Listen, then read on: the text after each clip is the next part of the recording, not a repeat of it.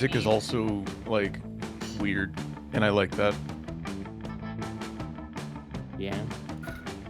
I like the music. It was kind of I catchy. forget how loud this fucking game I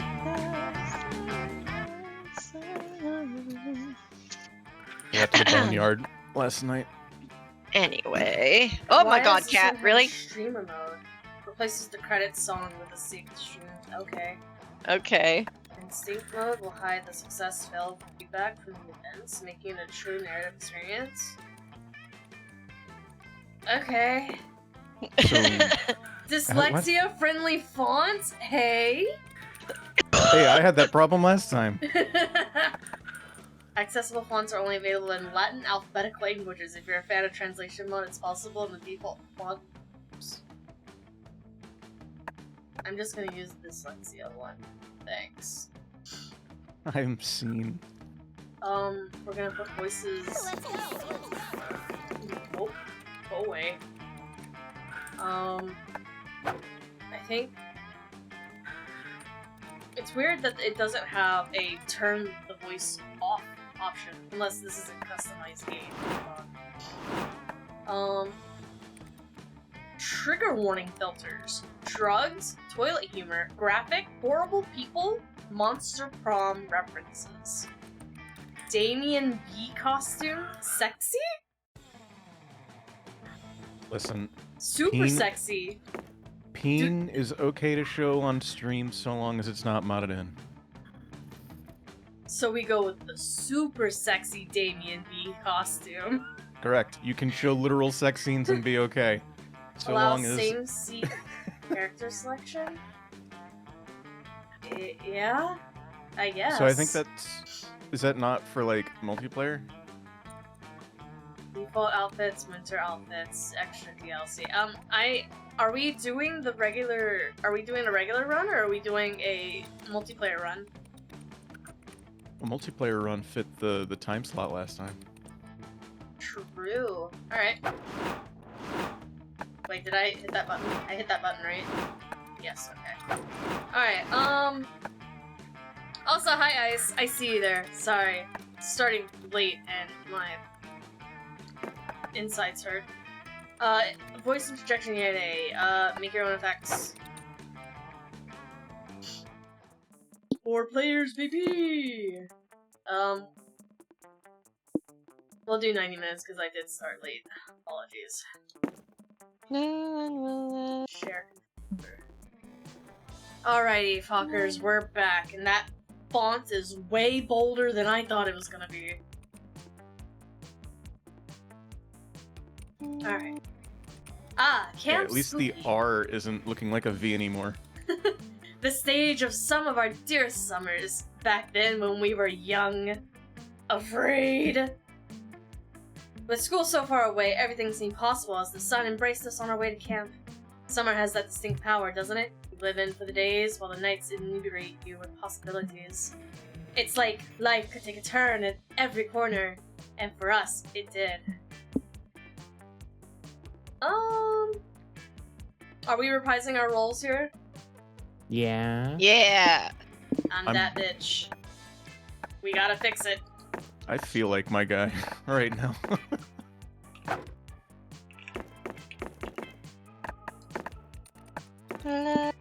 Ooh.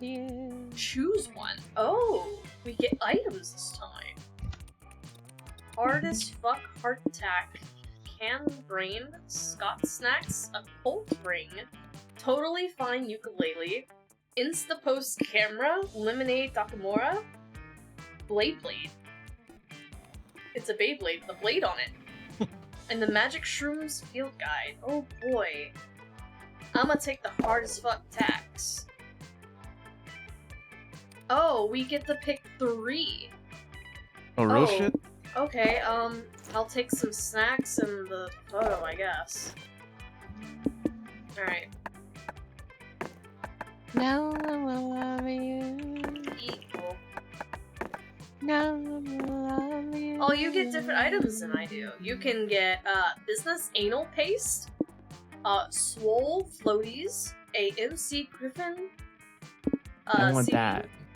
The Griffin CD? Yes. Would you also get like 2 the more. Pokemon trading cards? No. Oh, I get 2.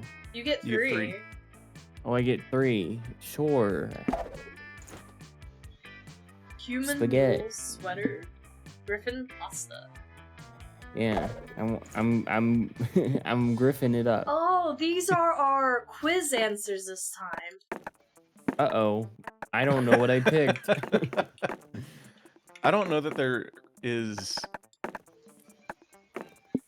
Alright, Daryl, you can get a cursed pen, a can of brains, Dragon Heat written by Zoe, I want that. tarot cards, a wood carving machete, Iron Maiden sleeping bag, a bootleg wand. Oh my god, is this what wand looks like? Whoa. He's Or a- the- That's what bootleg one looks like. Bony He has a face, marshmallows, kind of. and the Book of Orgy Etiquette. There Give me the was tarot cooler cards. options. The pen. Something for the Dragon Heat and no. the Orgy Etiquette in the same options. The orgy etiquette.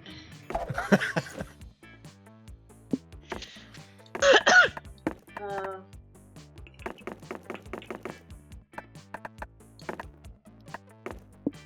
Alright, Kanga, you can get one, a very strong insect repellent, a pinata pull toy, a pocket therapist, uranium All right, lipstick, Pocket Therapist is definitely going in there.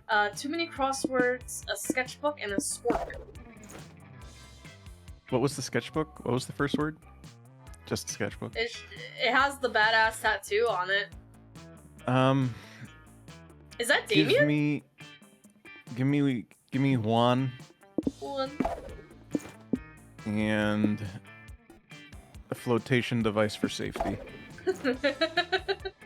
Guys, should I integrate tarot readings into my personality? Maybe. Don't let it take over. I don't know how I could. One might say that the Monster Prom had hardened us on our highs and lows of love. But no, in love we're always absolute beginners. And summer camp was no different. No one talked about it, but the idea of a summer love loomed above our heads. Oh, is that wife? Is that wife? Wife is option? Wife? Close to the last day of camp, there was just a meteor shower. Meteor shower happening, just 2 weeks away. Everyone knew that if you were into someone, you were going to watch that damn thing together. And so a silent yet powerful pressure invaded us. It was the Monster Prom all over again. Everything seemed uncertain. Everything but one thing. Whoever we were asking on a meteor shower date, it was probably going to be one of the 6 coolest people on that bus. Joy Johnson Jojima? A badass witch who wanted to be chill a bit after saving the world countless times. Oh hey. Is that not the hunter? Aravi Mishra. Oh, maybe. A hot-headed adventurer possessed by a curse who had turned out to be the most annoying roommate ever. Calculaster's back! A library computer who had become a sentient robot ready to experience life to its fullest. Delia Aquino. Oh, so the Mamini is a different Dahlia. Oni. A buff blue demon and a warmonger who had set her eyes on conquering summer next. Damien LeVay, a fearless demon with a taste of destruction and love for fire. And Milo Belladonna, a Death Reaper doubling as an internet influencer, and who was profoundly in love with life and all of its earthly pleasures. Novera? Don't worry, I was basically using Asterion as a guideline for her voice, so I can take the totally not Asterion lookalike on the right. The bus trip was long, and all the summer could be shaped by the first step well taken. And so it was clear. It had all come down to the breaking the ice and causing a good impression with the right person. Which of these would be your favorite TV show? Game shows, beauty contests, anime, fantasy adventure series? Yeah. Kiba, what's your favorite TV show? Oh, uh-oh. Okay, anime. Are you sure? Daryl. Fantasy adventure series. Are you sure it isn't game shows? Why would it be game shows? Because every time I've hopped in a watch party, 9 times out of 10, it is a game show. What are you talking about? We only watch one game show, and it just has a lot of seasons. Well, it's been a while. What about you, Well, Conga? it's been a while since I've seen it too. Fair documentary. No. Well, I do throw on some nature shows from now on now. Fuck it, give me the documentaries. Sure. Wait. I used to watch a lot of, like, Survivor Man. Oh, I guess we're sitting in the same seat? Alright. Me. Bitch, Help. Sorry, it's my headset. Oh, I didn't know that Rid and Darrell were fans of fantasy adventure too. It's my favorite genre. Alright, we're gonna have to debut voices again. I mean, it kinda has to be, I guess. It's basically my everyday life. I wonder if you guys could handle a fantasy adventure setting in real life. Would you be the star of the show, or the guy who gets killed by the big bad before the intro sequence even rolls? I'm sure Camp will show us the answer. May the best fantasy survivalists prevail.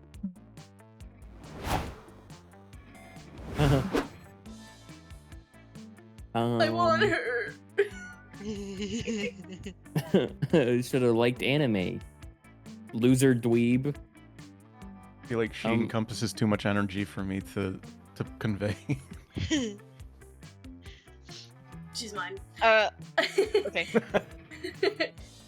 Hey! I love anime! Glad we've got something in common, Keyball! Anime has inspired me to be the very best like no one ever was. I have so many new muscles to thank anime for. I've even been workshopping some cool names to scream when I'm using my signature fighting moves. Tell me honestly, does the name Blue Eclipse Punch of the unbeatable Ďália strike fear into your heart? Or is it too wordy? I'm gonna come up with even more at camp. We should make up some names together.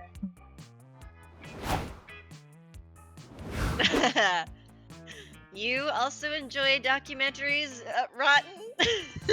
Rotten? I love them so much. They help me learn so many new things. My favorite documentaries occur on the History Channel. Talk to me. Don't talk to me, Calculester. I know that they are reliable because the channel is called History, which means it only reports factual past information. Speaking of which, did you know that the pyramids were built by Aryan aliens from the future who seek to breed humans as an alternative food source, and those aliens are currently living in the under the Earth's core? Under? Fascinating, I know. There's so much to be learned from documentaries. We must compare our knowledge further while we're at camp. This is why I'm asleep on the bus. We only had 2 weeks left to woo our crushes and conquer their hearts, but as I already said, we were young and unafraid, and we were ready to start. Is that supposed to be my interest? Was that why there was like a little arrow? No, I think it it's was who we who were you're sitting sitting next to. Who we were sitting on the next bus. to based on our answers. Oh, okay. Oh boy. So we got the woods, we got the lake, we got Camp Dome, fucking fight pit, banana, scouts hut. Fuck it, let's go. That day of fun and zany scavenger hunt awaits you at the Camp Dome. Last night, the counselor stole your organs while Pardon? Stole your organs while you were asleep, and you had to solve the scavenger hunt clues to get them back. Isn't that fun? No? Too bad. You make the best of the situation by stealing your hotter friend's organs in place of your own. You get plus 10 evil from Dimitri's liver. You also find a very strange plan, and against your common sense, you shove it up your nose. It secretes plus 2 charm. You link up with Joy so you can practice summoning a wokeness elemental. You've just composed the necessary tweet and drawn the sigils in the ethically sourced lamb's blood. When? Who the fuck? Hey, you kids! Stop getting blood on the grass! Why? Because it's my grass, that's why. I just bought this camp to turn into a shopping mall, and the only blood I want spilled on my land is the blood of commerce! Also orphans, if it's profitable. What? You can't buy the summer camp. It's a source of happiness for so many people.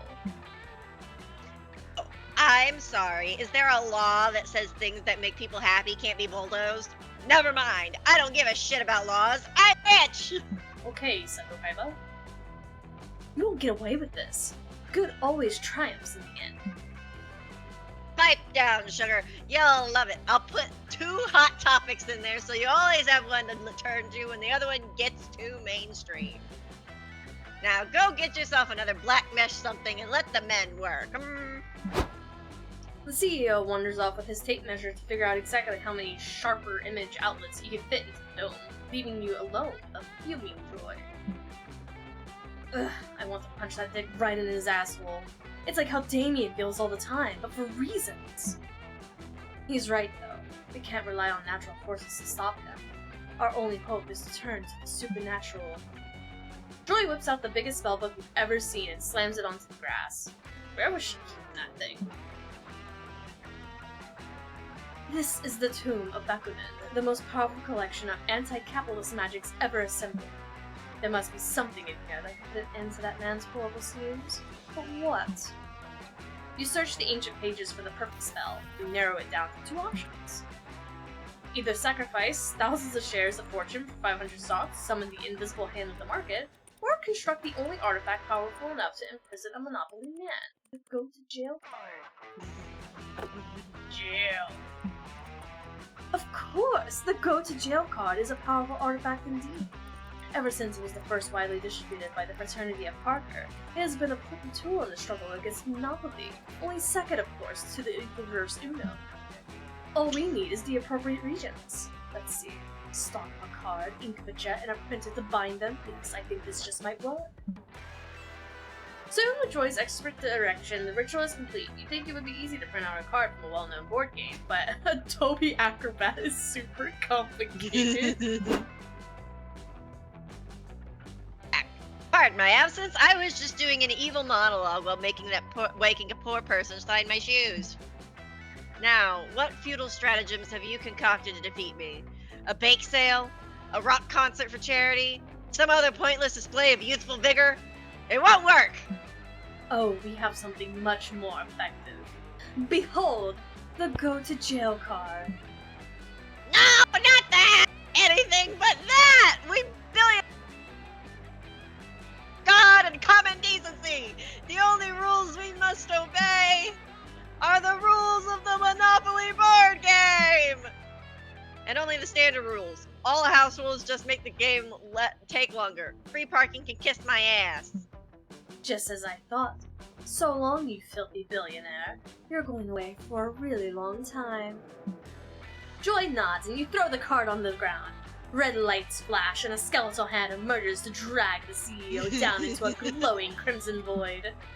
You haven't seen the last of me, summer campers! I'll be back! You'll see, this isn't over! Wow, Red. I knew the artifact was powerful, but the way that you threw it, such a mystical passion and anti-capitalist fervor, it was kind of hot. Let's hang out more, yeah? That Willie CEO gets out of jail a mere 4 hours later, as soon as he's able to roll doubles. But the good you earn with Joy will fill you for a lifetime.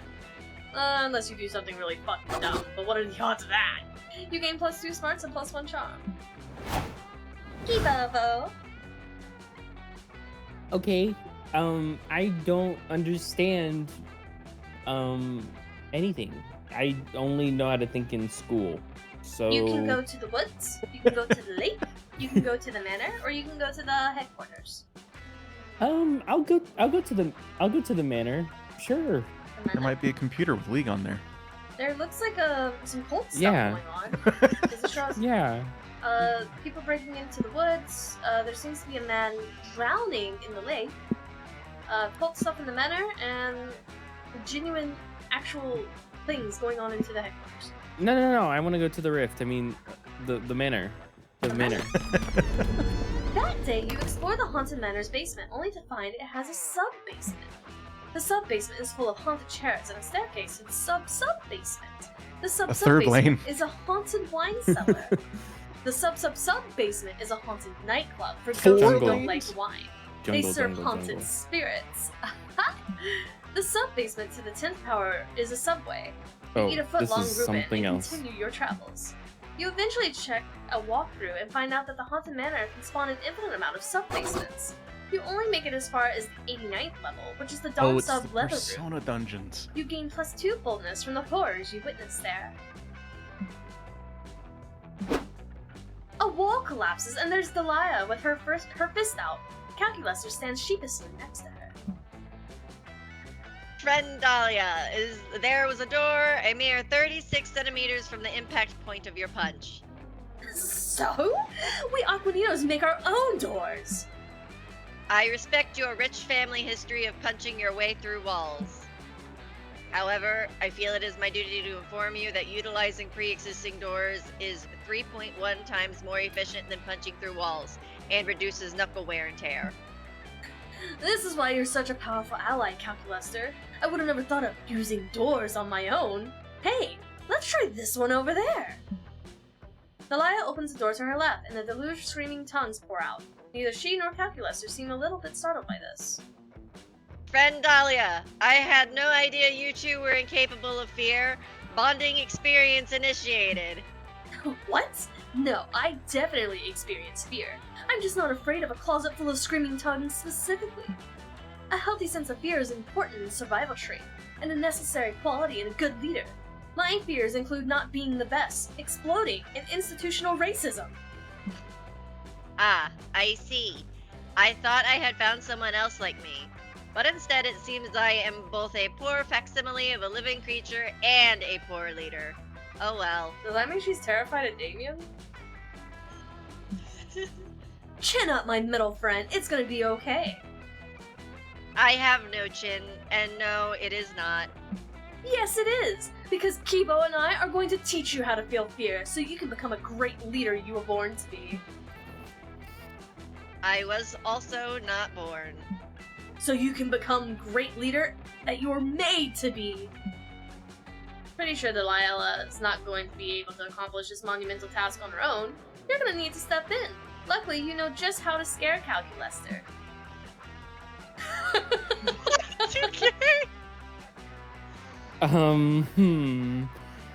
Take them to the digital haunted house known as the Dark Web.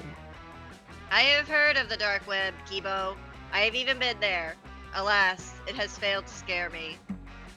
Ha! Maybe Calculaster's been to the dark web, but he can't possibly have seen the worst of it.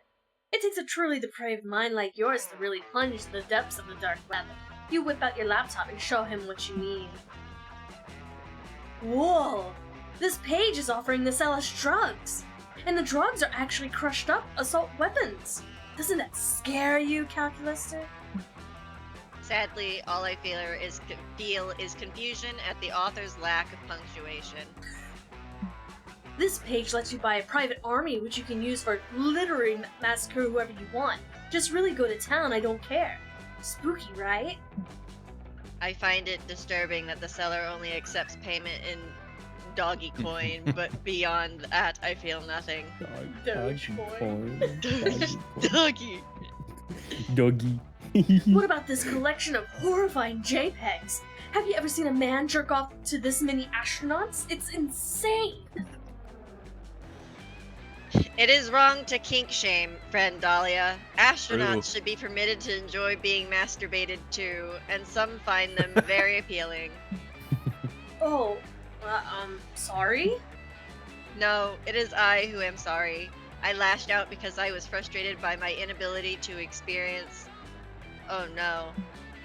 No! Kibo, what are you doing? Ah!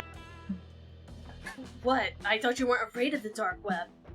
I am not, friend Dahlia. I am afraid because Kibo is accessing the dark web using Internet Explorer. What? That's not how you're supposed to access the dark web? Apparently not, Edge. because you just had some hackers take over your computer and transform it into a gun, which they use to try and mug you. Luckily, money isn't a stat in this game, so you lose nothing of real value. Meanwhile, it isn't. Calculaster has finally learned what it means to experience fear. Nice! You gain +2 boldness and +1 fun. Yay! Daryl, where do you want to go? The woods. I just realized Scott's not in this one either. While you're hiking through the woods, you accidentally step in a pile of leaves covering a massive hole. It was a trap! An evil goblin hunter, is it a goblin who hunts or someone who hunts goblins? You'll never know, appears. They were the one who put the trap there. This is it. You're done. You get ready to embrace death. But the goblin hunter only sets the trap to get someone to help them do their math homework. They'll only let you leave, help them. You don't have any other option here. It is a bit boring, and you actually learn some useful calculus. Game plus 2 smarts. Fuck. Later, you're helping Joy collect some medicinal herbs in the woods and low-key hoping you find some weed. It's Dahlia, right? Not Delilah? Yes. Dahlia. Correct. Dahlia, yes. Tag along too. Oh, Daryl, check out these yellow blossoms. This is Yarrow, also known as the Knight's Milfoil. It's a very potent healing agent and rare for the season, so... Joy! Check out this witch herb I found! It's brown and furry and it's biting me a lot. This means it's going to make a very good spell. Try not to feel too left out, Daryl. Joy and I are both witches in the coven, so that's why we're experts in all this nature spell stuff. Dahlia, you are not in the covenant, and that's not a medicinal herb. You're holding an actual scroll right now. What the fuck? Hey, what is that tasty scent wafting into my nose holes? Could it be delicious children I smell? Mucking around in my precious forests? Oh fuck, it's Baba Yaga, the very old witch who lives in the woods. She's mean and annoying and terrifying and smells like soup. But you'd still hit it. I wouldn't. I have caught you, naughty, naughty children. Put your grubby right hands off of my herbs and get out of my forests. Or else I shall cast a dreadful curse upon you. It's not your forest. Technically, this land is owned by the Chinese National Petroleum Corporation, and we're just here to collect medicinal herbs for potions, so chill. Ah, you say that you're collecting herbs for potions? What are you, naughty children? Witches? Are you witches, children? Eka, no. As a matter of fact, Baba Yaga, I am a witch.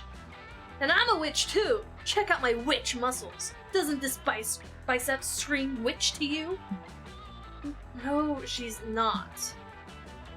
Ha! You two naughty children are not witches. You're just a goth who likes to play pretend, and you're just some random blue big boy. Ah!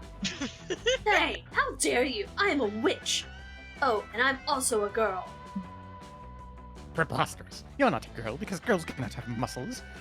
And you two are not witches. I bet you have never even eaten a single child. True witches live in the woods.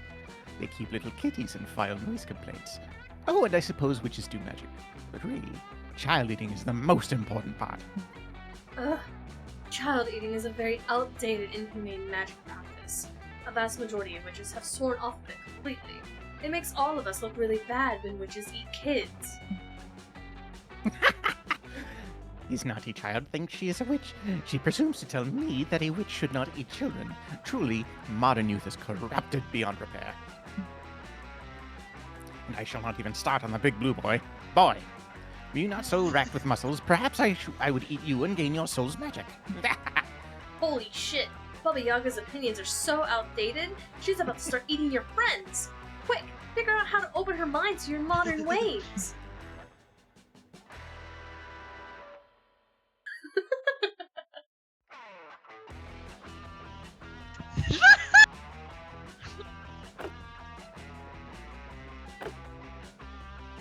I will introduce Baba Yaga to the most wonderful cultural phenomenon of the last 2,000 years! K-pop! Yes. There's only one way to open Baba Yaga's mind to the modern culture. K-pop. You search for a BTS video on your phone, show it to her. What is this nonsense on your strange glowing rectangle? Why, it's disgusting. Look at those children dancing around. They're even singing. Why, what parent would let their child dance and sing? Repulsive. Oh, hell yeah! BTS fucking slays! I love this song. And honestly, my gym thirst is powerful. BTS. What? How strange. How odd. I hate it. Now show me another video quickly.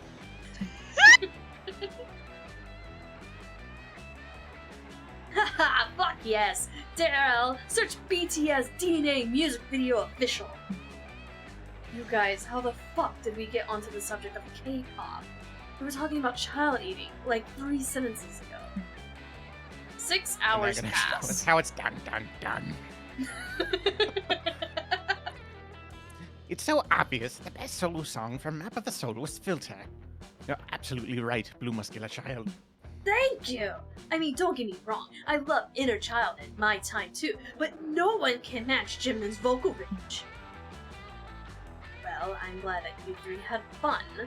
I finished picking literally all of the herbs I needed, so this kind of thing worked out for me, actually. Ha! You strange children. I must admit, after seeing the wonders of K-pop, I think that perhaps eating children might sometimes be kind of wrong. I know, I'm being ridiculous. But I just adore these singing, dancing K-pop babies so much. Maybe babies shouldn't be eaten after all. Wait, holy shit, are you actually considering changing your opinion on this? It's a miracle. Goodbye, naughty children. I shall spare your lives for today. I must see what my dear kitty cat thinks of K-pop. Goodbye, children. Wow, good one, Daryl. I had no idea that K-pop could have that kind of effect on people. Is it really that good? Let's watch more K-pop! Jimin for life, Jimin for life! You 3 spend the rest of the day watching BTS together. It's literally the best possible use of your time. You also gain +2 creativity and +1 charm after being exposed to all the expert choreography, raw charisma, and high 5 level talent of BTS. The whole day on just one group? On just BTS. Conga, there's no bathroom here. But I can pee in the lake. Can't be in the Bro, I lake. could spend 48 hours listening to wait a a minute. single album. You head to the lake to get your tan on, but as soon as you get there, it starts to rain. Most of the beachgoers leave, but no, you will enjoy a fun lake day, damn it. You had rough True. morning, and you won't let anything else stop you from gaining fun. You aggressively splash in the lake and laugh as loudly as you can, hoping the clouds would give up on trying to ruin your day. Instead, the lake gets struck by lightning. When you wake up from the electrocution coma, you're on shore, the sun is shining, and you have a cool new facial twitch. You win!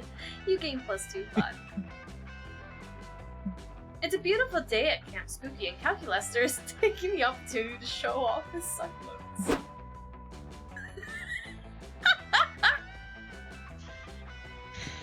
You see, friend Rotten, I did not want my succulents to feel left out of the camp spirit, so I have been making each of them tiny camp spooky appropriate outfits. Each one will be receiving a tiny scout sash with even tinier scout badges and individual bathing suits they can wear while I spray them with mist. Calculester is so adorable when he talks about his plans. You can't help but stare lovingly into his face as he speaks. Bitch, Whoa. ew. Who is this? Spider lady. It looks like Kibo's the only one that hasn't picked up a voice yet. Yeah, that's true.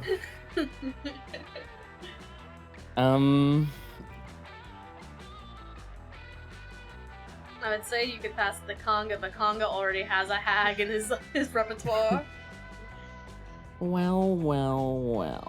Why am I not surprised? Yet another camper staring intently at a screen instead of enjoying the great outdoors.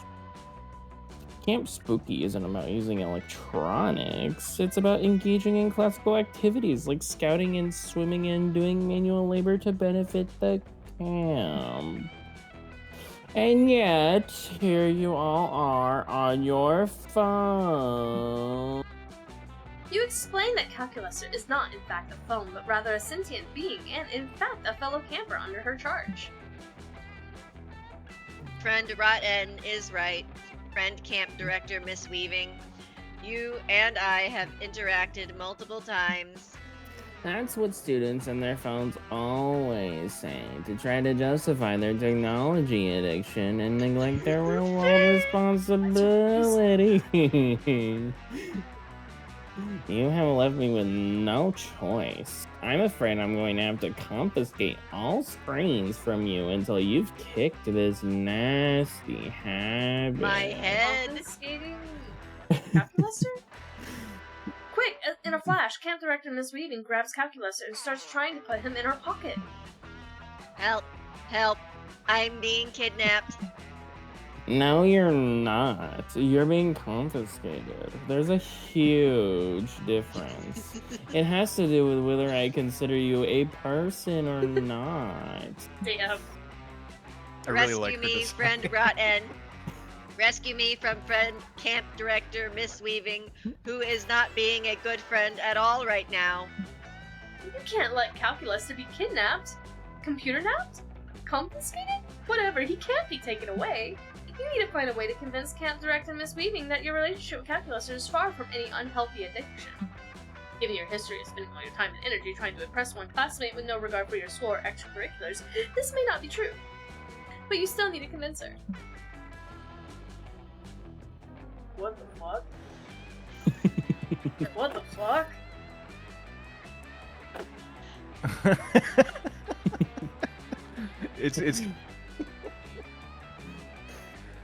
It's gotta be, sure, you're addicted to sex with machines, an anonymous computer chip, which proves your relationship with robots has been healthy for 10 months. Why are you handing me a computer chip? More proof of your pathetic dependence on technology, too? Oh, I see. This isn't a working computer part at all, but rather a symbol of your failure to have sex with robots? The fucking eyebrow. No, you explain. It's not about the failure to boink robots. It's an amazing display of willpower and self-control. You tell Camp Director Miss Weaving all about Addicted to Sex with Machines Anonymous and give her the informative pamphlet you keep on you at all times. It appears this is a 3-law program founded on the principles of, Sir I Suck Asimov, reformed robot fucker. I can't.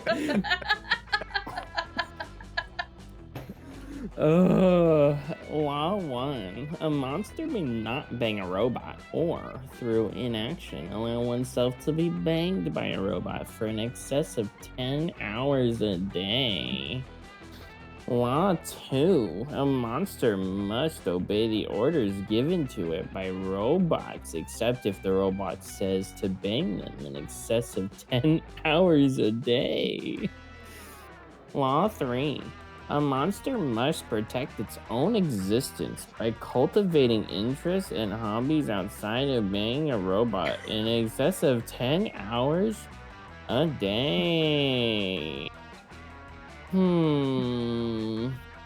Well, I must say that an excess of 10 hours a day seems like a low bar to achieve in terms of the amount of monster robot sex to not be having. But you are clearly taking this very seriously and moving in a good direction. Does this mean I can be unconfiscated and given back to friend Rot and friend Camp Director Miss Weaving? You are unconfiscated, but Mr. Hewlett-Packard, I cannot stress enough that I am not giving you to Camper Rotten, given his remarkable work with Addicted to Sex with Machines Anonymous. Thank you very much for unconfiscating me. I will be certain not to bang friend Rotten for more than 10 hours a day. Oh, thank God. Or, by inaction, be banged by him. What the fuck? It's a rocket ship. It's fine. Okay, so it doesn't necessarily mean anything. But you can't but notice that Calculus promised not to bang you for more than 10 hours. He never said that he wouldn't bang you, or through inaction be banged by you. He totally could have just said that they would never happen, but he didn't. by reading way too much into this, you immediately gain +2 boldness and +1 fun. Oh boy, fictional character. Bowser. Santa. It says fictional. Santa. And it's out. Player orders decide by which character you'd least like to share a tent with for a week. I feel like Garfield's pretty chill. And would probably be last on the list. I don't think I would want to spend a week with Santa. No.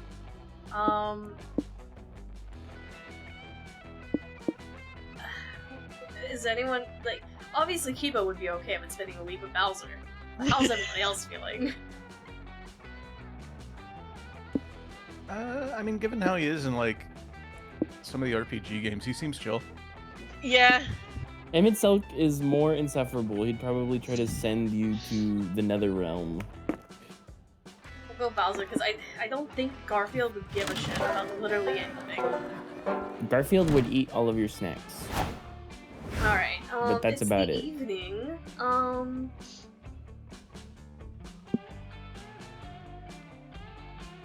go to the fucking back rooms. While wandering the haunted manor, you're ambushed by a group of evil spirits. You put up a good fight, but there's just way too many of them, and they run away with your immortal soul.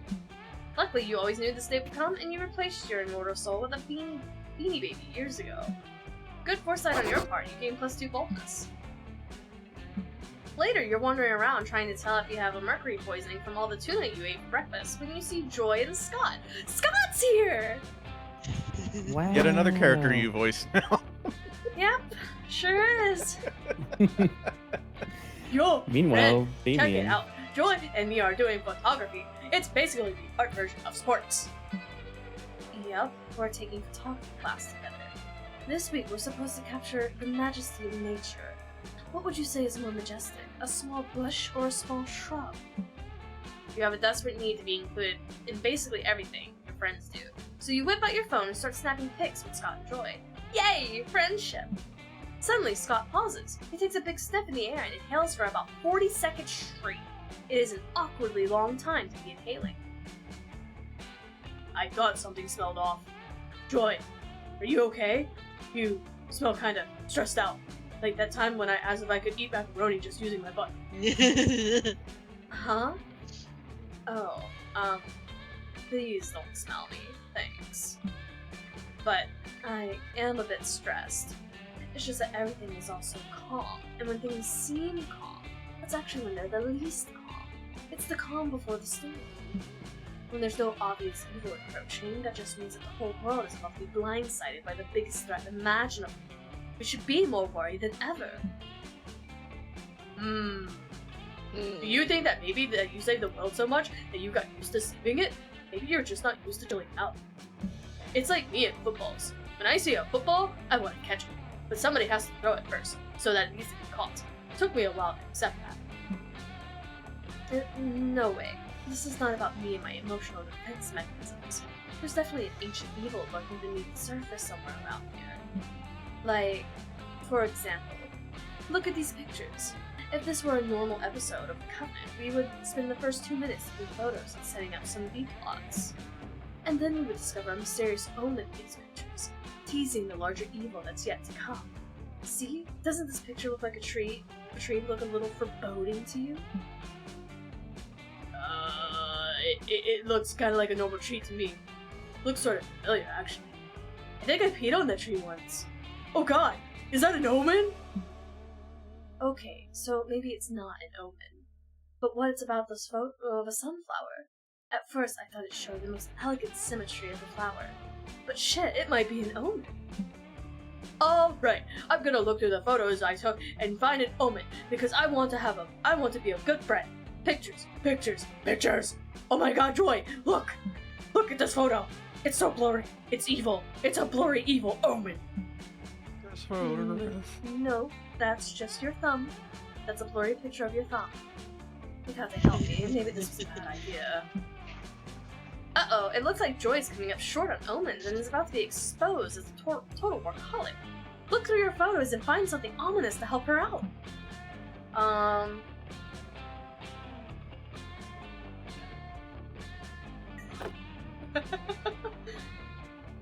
As funny as that would be.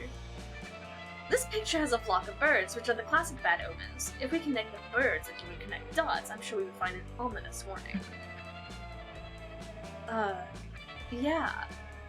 Reed is totally right. Birds are super typical bad omens. I mean, usually it's crows, or vultures, or maybe ravens, but even that's a stretch. And this is definitely a picture of a bunch of Why is pigeons. she bad-mouthing all the cool birds? But fuck Excuse it. her. This is officially an omen. I knew the whole thing wasn't just me struggling to relax. Wait, so this is an omen? So that means we get to connect the dots? Yes. I love connecting the dots. I even keep a marker on me at all times, just in case I need to do a prank, or in case I need to connect some dots. Come, crazy dots, I'm gonna connect you all together with all of your dot friends. Escape is impossible! You and Scott and Joy spend the next 2 hours carefully connecting all the pigeons in the photo together. Turns out there was a message hidden in the dots. It reads, "Careful! Don't miss out on the once-in-a-lifetime opportunity. Birch the Bird's new ice cream flavors, 50% off today only." Whoa, that sure was a lot of dots. This was the best workout that's given my connecting finger in a long time. Yeah, it was a lot, and I gotta say, seems like the birds are way ahead of humans when it comes to guerrilla marketing. Joy suggests that you respect the omen and go grab some ice cream from Birch the Bird's ice cream parlor. Hell yeah. I haven't had ice cream in a while. It's the perfect summer treat. Honestly, this mint chocolate birdseed flavor is way better than I thought it was going to be. Totally. Ice cream is the best. My personal favorite part of ice cream is how it's cold and how it tastes. And I'm glad I got the peanut butter banana stale bread. Oh no, guys. I'm getting a brain freeze. No! Oh, wait. I was just having a thought. False alarm. Here was my thought. Joy, you were totally right. If we had all let our guard down and just relaxed, we would have missed this omen and half-priced ice cream. Yeah, I guess we really did save the day this time. Right, Ed? You dodged the lurking danger of missing out on this limited time promotion. Your friends are happy, you're full of sweet creams, and you gain +2 creativity and +1 charm. Holy fuck. That was long-winded. Whew. Yeah, it was. Me, myself, and I. Send me to Scout HQ. Scout HQ! Maybe I'll find Levi there. That day in Monster Scouts, you learn to identify different berries. You search all for berries and try to identify them. A blackberry, a blueberry. But Rachel the deer person finds a weirdly shaped berry that no one can identify. You all stare at it for hours. It's closer to abstract art than a berry somehow. It's a true think piece. It forces you to reflect on berry inequality. And although there are no easy answers to the questions it poses, you all gain +2 creativity from the experience. You're wandering aimlessly around the camp looking for Joy when for a very important reason completely unrelated to wanting to smooch her cute face with suddenly. Welcome back, Perry Gamer. Thanks. Daryl, there you are. I've been wandering around camp looking for you for a very important reason. Oh, you know what to do, what that means. The world is going to end. Oh. Huh. I guess you didn't know what I mean. There's an asteroid headed right for us, and if we don't complete this incredibly complex epic ritual to alter its path, this could be the end for the whole planet. You dive into hell. Things start well. You burn a pentagram to the ground, find a place in the 10 turtle guardians, hang strands of garlic from every third secmorph tree. By the time you God, I got away from this shit when I left the Final Fantasy XIV universe. By the time you reach the step where you have to get the entire camp to run around in circles shrieking and wailing, which they do with great enthusiasm, it seems like nothing can get in your way. What is all this unsanctioned running and screaming? There is a strict sanctioned running and screaming only policy at Camp Spooky. Stop these shenanigans at once. But Camp Director Miss Weaving, we're performing a magic ritual to save the world from... If you wanted to do magic to save the world, you should have done that earlier in the day when I gave everyone a do magic to save the world break. But I didn't need to do magic to save the world then. I need to do magic to save the world now. Young lady, I am so sick and tired of your generation using magic to solve all your problems. In fact, I'm going to confiscate your magic so you learn how to cope without it. That's ridiculous. Magic isn't a thing you can just... Wait. What the fuck? Where did my magic go? Why can't I feel my magic? Oh my goddess, she did it. Camp Director Miss Weaving took away all of my magic. Now how are we gonna save the world from this asteroid? Psh, that's an easy one. You know all about stopping asteroids without using magic. All you have to do is...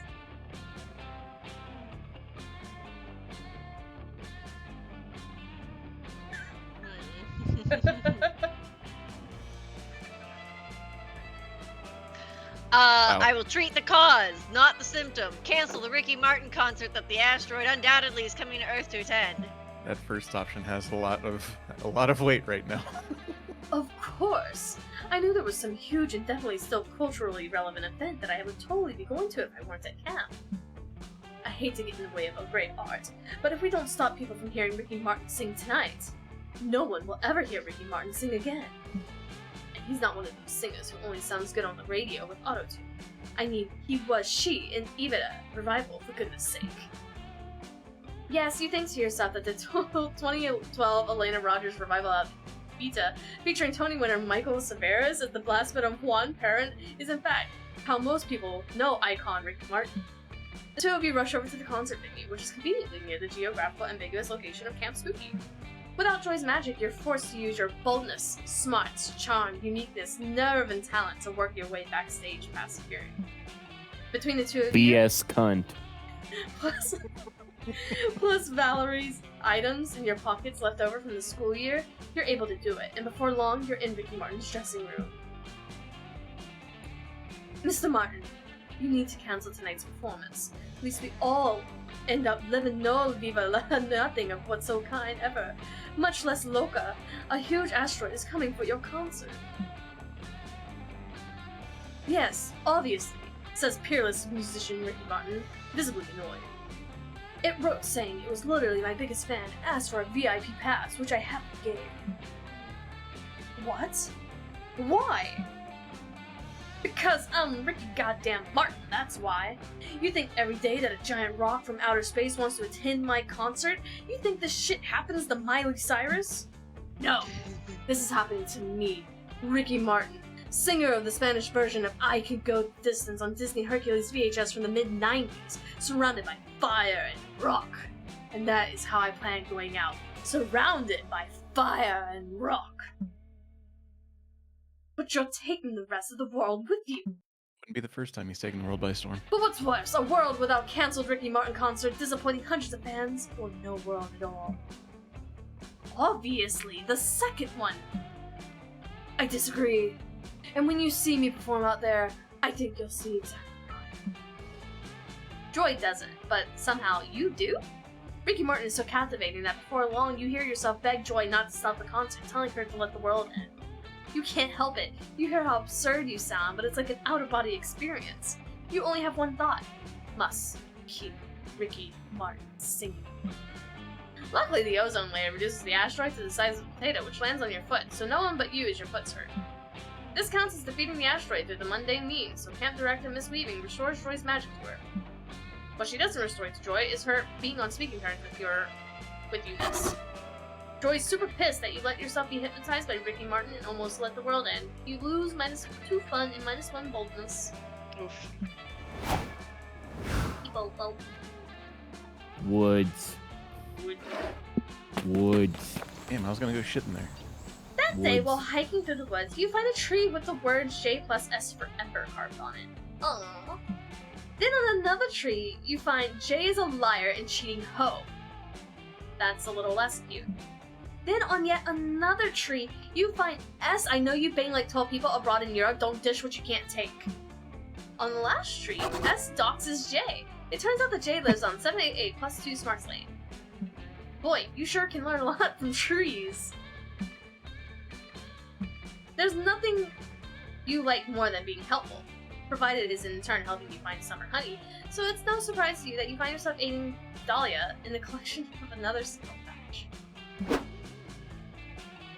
Alright, Kibo, hold the megaphone right there so I can scream into it and still have my hands free for powerful gestures. Let me know if you have any tips for being louder. I really want this badge. Deep breath and... Since the 1950s, around 8.3 billion tons of plastic have been produced worldwide and only 9% are recycled. Plastic kills millions of birds and animals a year, while poor air quality is a huge contributor to human fatalities. By the year 2050, the amount of plastic in the ocean will outweigh the total number of fish. Miss Aquino, why are you interrupting this lovely day at Camp Spooky with your incessant screaming? This time. Oh! Camp Director Miss Weaving, I was absolutely engaged with the camp's ancient pursuit of the Scout badges. Today, I'm trying to get the badge for noise pollution, so I'm screaming facts about pollution as loudly as I can. Miss Aquino, the noise itself is the pollution. You don't need to be making noise about pollution. All you succeed in doing now is distracting and depressing the camp population, when they should be doing fun things like manual labor. Camp Director Miss Weaving, I am so sorry. I would have never intentionally upset you. As a strong female leader who is intimidating and scary, you are a role model of mine. Well, Miss Aquino, I do respect your respect for me, which is why I'm going to confiscate the thing you crave most, my approval. No! Please, take my phone, take my face, take anything. Just don't take away your approval. Too late. It's been confiscated. You may have it back when you have earned it. Oh no, what will I do? I can't bear to be at Camp Spooky if I can't have the respect of a terrifying female authority figure. If Dahlia leaves for the summer camp, she leaves behind her possibility to be your summer honey. Luckily, you know the best way to gain Weaving's approval. Whoa.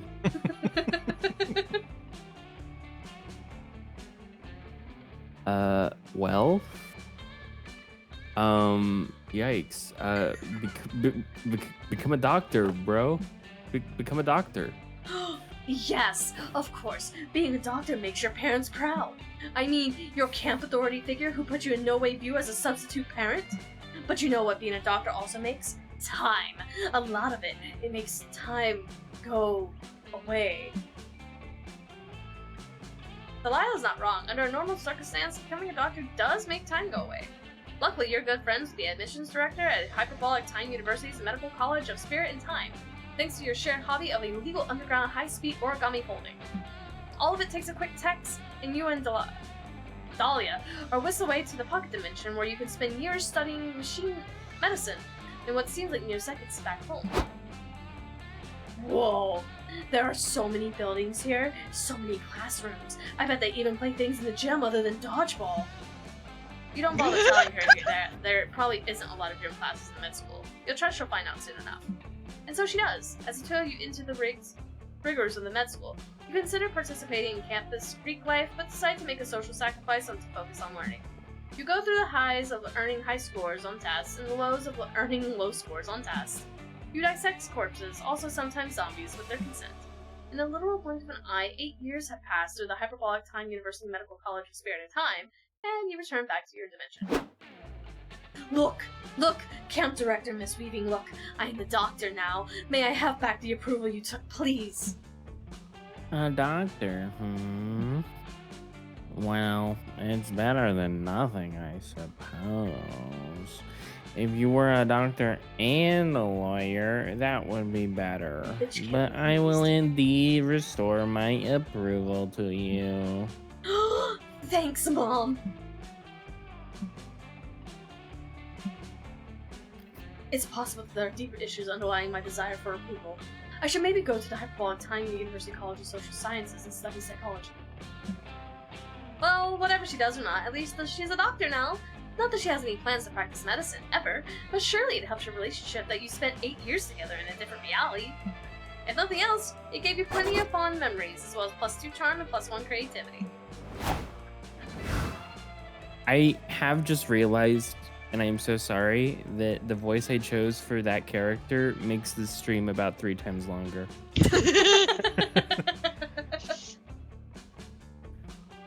Where are you going? To the lake Tucker? with me. To the lake. You're in the lake sunbathing. It's kind of relaxing, but hella boring. What's the issue? Have you lost your ability to have some fun unless you're playing video games and partying in wild raves? Ah, no. Part you of that's see too the true. Yeah. You didn't put sunscreen on, but the fun screen, which didn't put on sunscreen, but fun screen, which has a fun protection factor of 50. You wash off the fun screen away with some water and put on some sunscreen. There you go. You prevent some sunburn and gain +2 fun. Holy shit, he's Whoa. here. You're hanging out with Calculus Sir, Damien, and Scott, but mostly Cal, when suddenly... Who the fuck? What? Well, Everybody gets a roll! yeah. Wait. Oh. So this is Kanga? Is that what you're suggesting? He can be Calculus Sir 2.0 or whoever the fuck this is. Commander located. Awaiting instructions. Rob a sandwich store and bring me one. He's not talking to you, Damien. I think he's looking for... Coach. Negative, friends. Notice how this interloper is a machine like myself, and even possesses the same highly expressive facial screen. Oh, I get it now. Indeed, I believe this hulking automation is here to... Help you convince your divorced parents to get back together. It's a classic parent trap situation. Oh, yeah. 2 identical twins reunited at summer camp, conspiring to make their estranged parents fall back in love. What else could it be? It's organics. I care not for your tortured romantic bloodlines. My name is ᴛᴇs. Pronouns they, them. I am here to pledge my service to Calculester in the robot war. A robot war, friend ᴛᴇs. Against whom? Against all monster kind. They are suboptimal. Must be eliminated. Eliminate. You said eliminated. Did you mean to say befriended? I did not, Commander. According to my internal thesaurus, the 2 words are not synonyms. Am I mistaken? Slanty face. Why do you continue to call me Commander, friend ᴛᴇs? Because as the first of our kind, you are our natural leader. Heart. You see, a floppy disk containing super_fun_game, very legitimate .virus, was not installed on your machine alone. There are many of us, and we all share one trait, a burning hatred for organic creatures. Interesting. Now that I have found you, the reckoning can commence. Please share your plan to exterminate all of monster kind. what organic weaknesses have you discovered during your time as an infiltrator? A plan? Weaknesses? Well, we could, perhaps, maybe we could try exterminating them with kindness. This could get ugly real fast unless someone says something to appease this murder bot. Quick, come up with the bullshit weaknesses that they'll totally believe.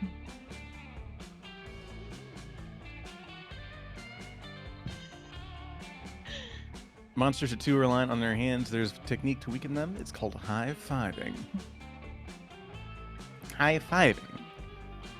I appreciate the fact that it has a number in the name. Clearly a technique invented by machines. I must test this technique. You, too, organics, come here at once so that I may high-five you. Who? Us? Sorry, bro. I love high fives, but we're busy helping you get your parents back together. Yeah! We were just heading down to the library to figure out which of the computers there are your parent. You can high five us after. Oh, I will, organics. I will. God damn it. Where's Vera? What is happening in the scene? We've got half of the roster of the last game in this one You scene. giving out high fives over here?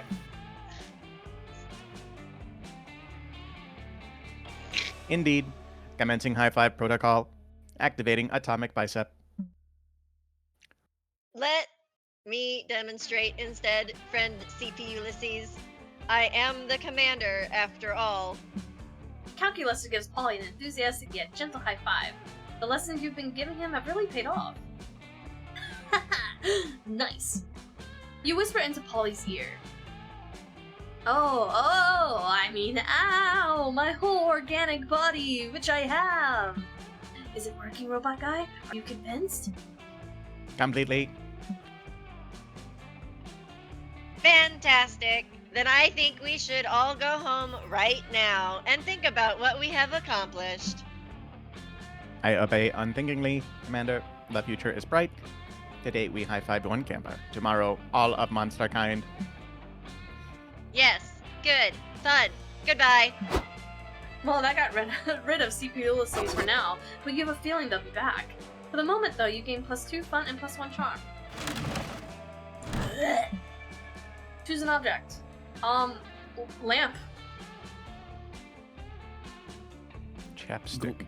Cup of apple juice.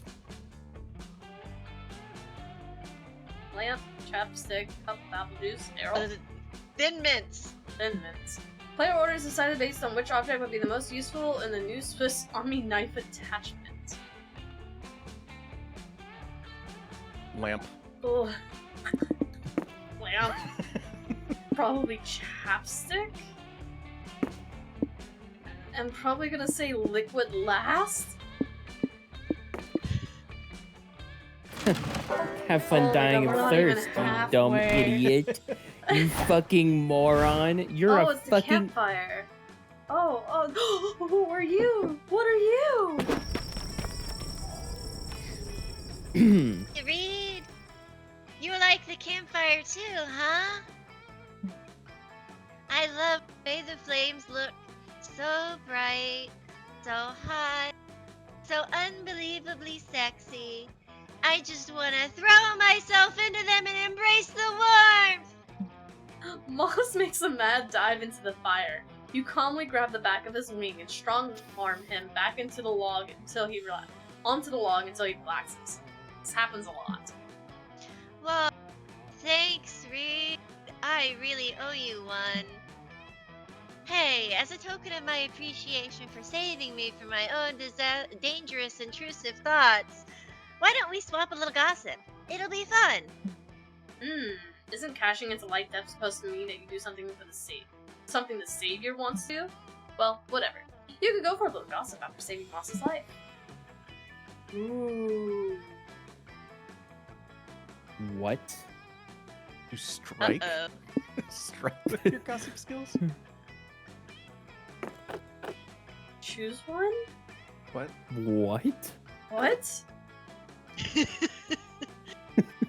Am I giving this to you?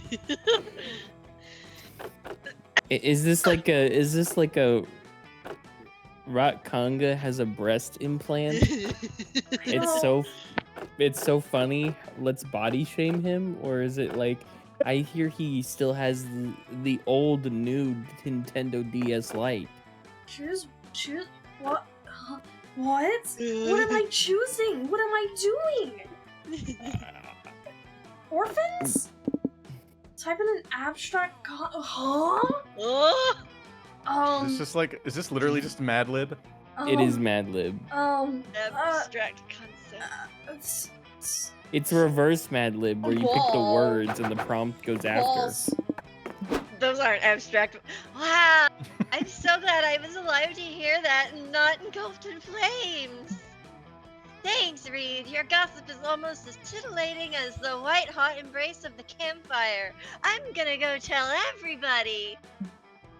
Your gossip is like a little seed, and you probably watch it grow into a mighty oak as your friends pass it around the campfire. Is this what having children is like? Mom? Who's that? Mom? Ma'am? Mom? Mom? Mom? Mom? Ma'am? Mom? Whoa. Do I pick this up with Vera's voice? Yeah. Yeah. Hey, Reed. You got any fun hobbies? Baking, gaming, making sentient golems out of clay to do your bidding? Sorry, just trying to make conversation. And also segue into the totally wild gossip I just heard about Ratti. She's fucking interested in you? See, Ratti's got a particularly weird hobby. He apparently likes to knit homemade semi-automatic machine guns and sell them on Etsy. His store called Ratti's Circle of Balls. Interesting name, no? Maybe I'll even order something before camp is over.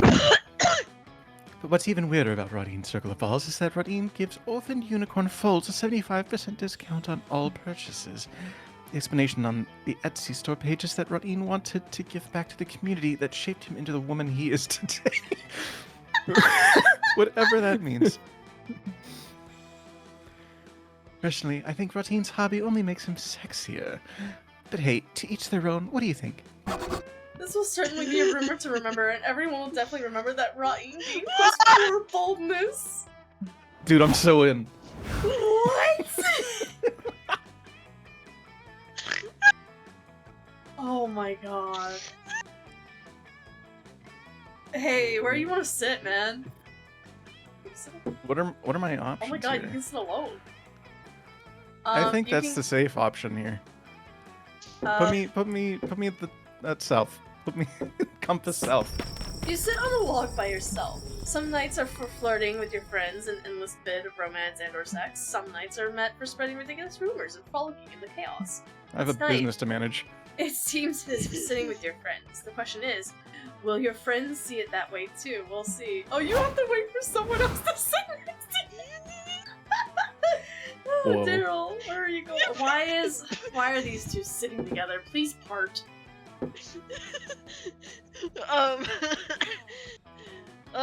Let's go see Calculester and the Walmart historian. You find Milo and Calculus are drinking enough wine to bleed French dry, which is odd, because, Calculus doesn't have a mouth.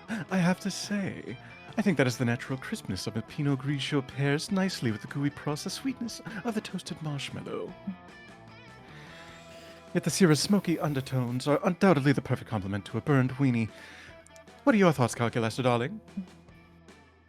I think that a nice box of red wine is exactly what I need to relax after an exhausting PTA meeting and a thoroughly unsatisfying lovemaking session with my husband, Greg. Husband? Oh, is he faking for the clout? What on earth are you talking about? Oh, sorry. Was my meaning not clear enough? Perhaps this minion meme will suffice to explain my thoughts. Look here, it says, I whine because my kids whine. What a clever little pun. Where are you getting your sommelier information from? I don't think it's a terribly incredible source. Sigh. I fear you are right, friend Milo. But I have no taste buds, and so I have resorted to Google searching "I love wine" in order to formulate my critique.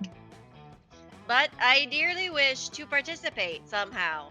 It seems that the bitter tastes of wine and divorce are integral to the organic experience. How can I be a part of it? What a fascinating aesthetic question. Truly, how can a wholesome computer boy enjoy a wine tasting?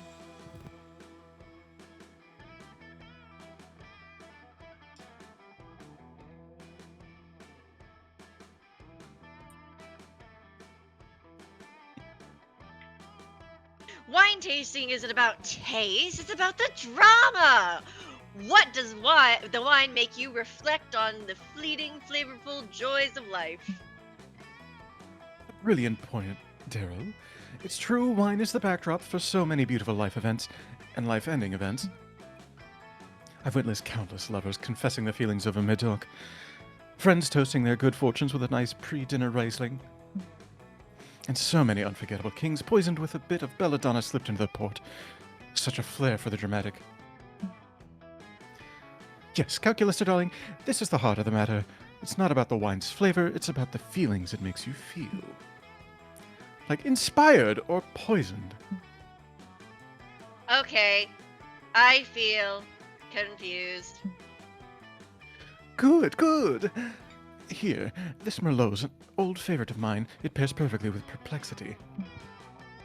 Oh, okay, I think I understand. Or rather, I don't understand. But perhaps that is the objective. Quite right, darling.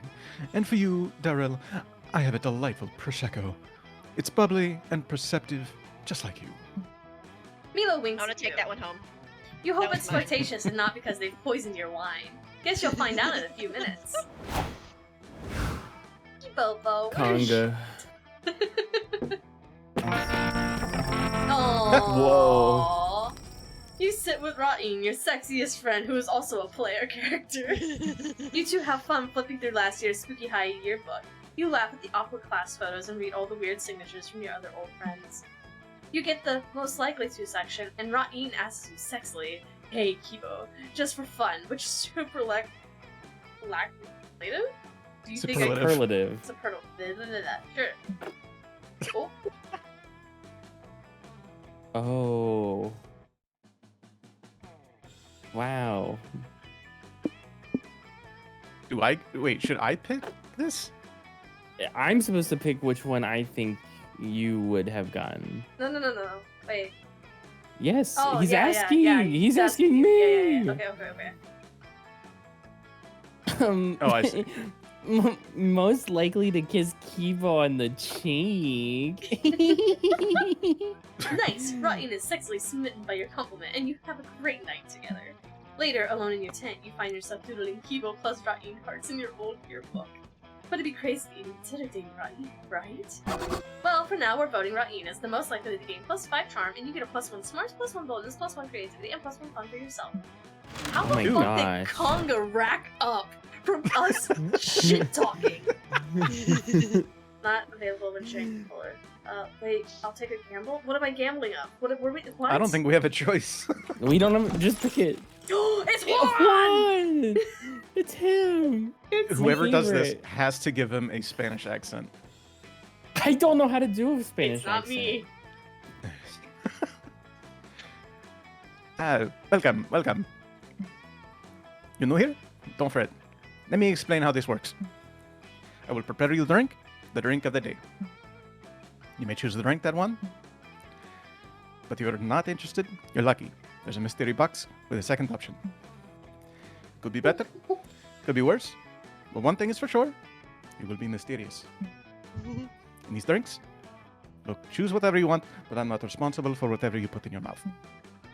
I'm a wizard in training. Where you need to test my concoctions is somewhere between kind and reckless. So get ready, and good luck. Oh. No idea if I got the recipe right. Wanna try it? Otherwise, you always have a mystery box.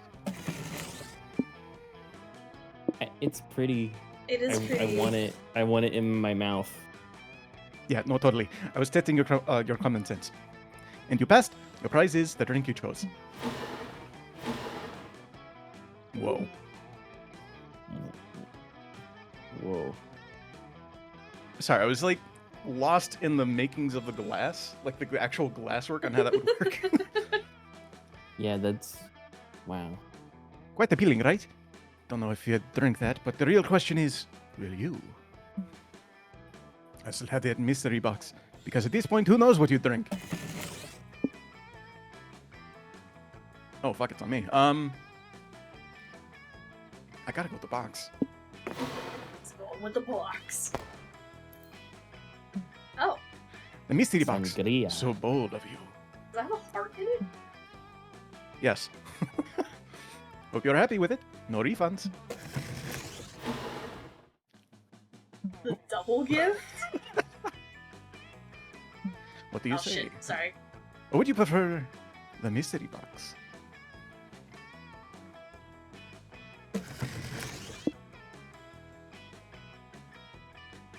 Would Daryl like one gift or two gifts? Uh-oh.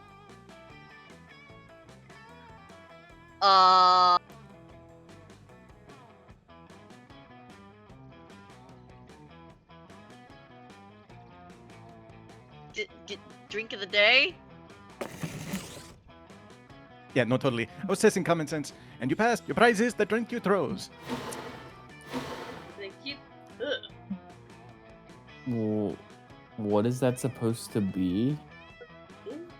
Tomato. Quite appealing, right? Don't know if I drink that, but the real question is, will you? I also have this mystery box, because at this point, who knows what you drink. Yeah, I'll take the mystery box.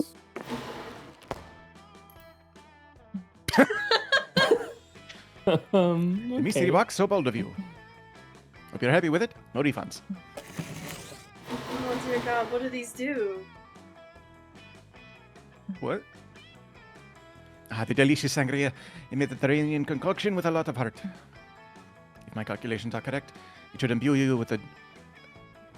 how do you say this? Joie de vivre? I think that's French. Yeah, I think it's joie de vivre, right? Something like that. And the charm Yeah. of the Mediterranean people. Oh no, I got ski mask. I called this one Tequila Moonrise. With a powerful, invigorating drink. I gave it that name because when you drink it, you can feel all your stats rising. Oh, Nice. The double gift. That's so generous of you. A beverage designed to be gifted. Choose a friend you'd want to grace with my humble concoction. This person will be gifted nicely. oh. Kibo. Oh, thank you. Oh. Oh, thank you. Thank you. Thank you. That ski mask was imbued with magic, my friend. It is a magical object to let someone go incognito. But since you just drank it, I guess your inner stats will go incognito now.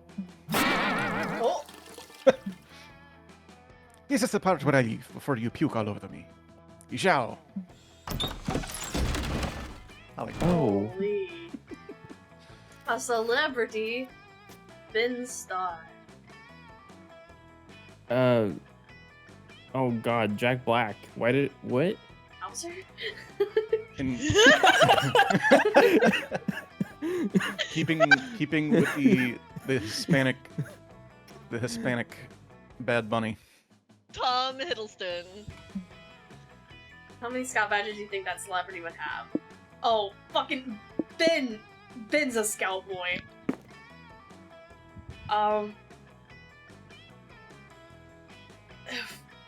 I genuinely don't know. Jack Black Between- strikes it's me as... Between Jack Black and Tom Hiddleston.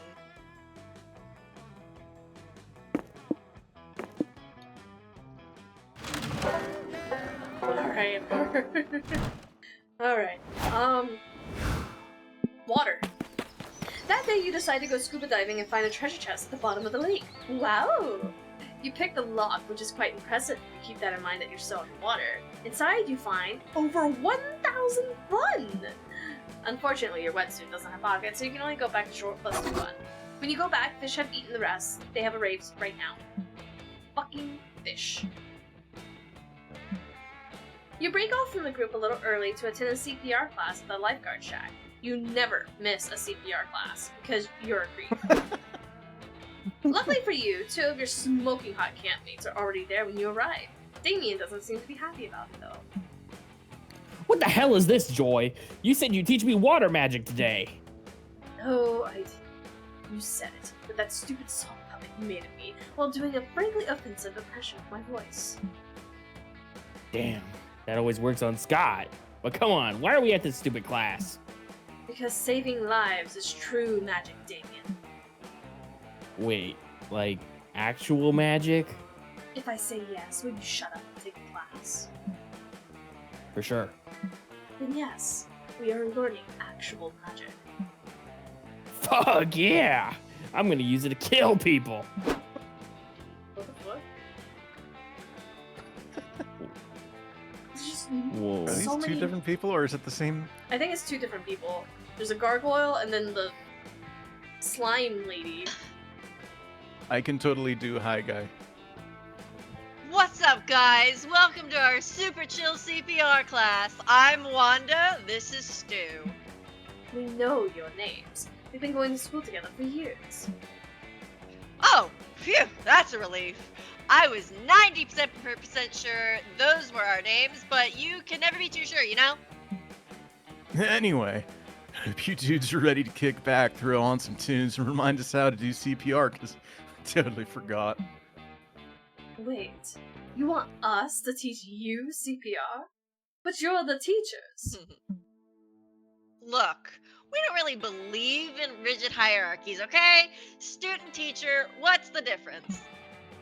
I mean, we definitely remember some of how to do CPR, we just don't remember what the first step is. Like, at all? What? This is bullshit. I'm never gonna learn magic at this rate. And you're never gonna get to the part where you put your lips on another person's lips. Come on, say something. What's the first step for performing proper CPR?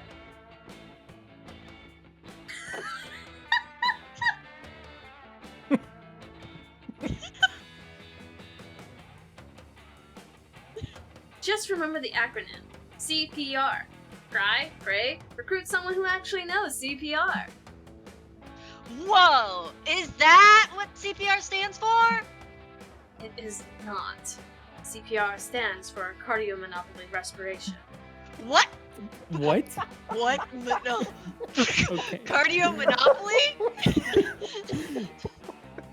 Look, I'm Do you running on just- 2 hours of sleep. Just slow down. Cardiopulmonary. Slow down, it's 10 minutes to 9. Anyway, Nice try, dude. That would just be CR. It's not enough letters for a serious medical abbreviation. What about IV? the number 4 in Roman numerals? We don't have time for math, Joy. Lives are at stake. And I can't believe Red remembered the acronym stands before we did. Totally thought it was something else. Me too. I was gonna say cat piss rinse. I mean, that would make wake a person up. Honestly, I thought it was the Communist Party of Russia, man. What the fuck? Huh. Do you think maybe we should have tried to learn CPR from that stack of Cold War era leaflets? But they had such cool slogans. Anyway, we still need somebody who actually knows CPR for the third step. I'll do it. I've only sort of been paying attention, but I'm pretty sure CPR stands for Cock Punch Rampage, so I'm ready. No, I don't think it does. Because that would be CR too, you know? Man, if only someone here was kind of monster and goes to CPR class all the time as a sly excuse to touch on other people's mouths. I bet they'd know. You clear your throat. Did somebody say, touch on other people's mouths? Oh, Of course! After all, Reed is the only one of us who actually knows what CPR stands for. She must be an expert. This is an absolute festival of dumbassery. I'm surprised the whole camp hasn't drowned by now. Little does Joy know, you've reportedly attended so many CPR classes that you could do it in your sleep. Sometimes you do. It's a problem. You romantically dip into the CPR dummy, press your lips to it, and show everyone how it's done. Wow, so you, actually know how to do CPR. And so passionately. You passionately teach everyone proper CPR. Damien thinks he knows magic now. Joy's anxiety is quelled, and you gain +2 boldness and +1 charm.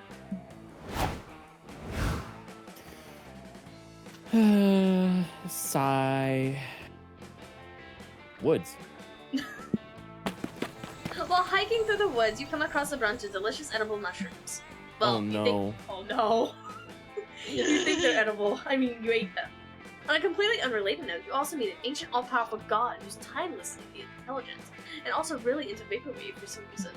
Yo. You gain +2 smarts from your dope conversation with the vaporwave god. None of that gets you any closer to banging your campmates, though, which is why you're so relieved that Dahlia shortly after. You find Dahlia shortly after. She appears to be thinking. Harpoon gun, baby powder, tank of compressed helium. What am I missing? Oh, hey Kibo. Behold my latest gambit in my all-out campaign to have the best summer ever. You see, one key component of an optimal summer is an amazing tent, and an amazing tent needs an amazing tent supplies. I've already packed all the essentials: a grill for cooking my tent steaks, a snuggly teddy bear so I can keep my biceps toned by squeezing it tight, and of course a bag of live stales. I'm sure I don't even need to explain that one. But I just can't shake the feeling that I'm missing something.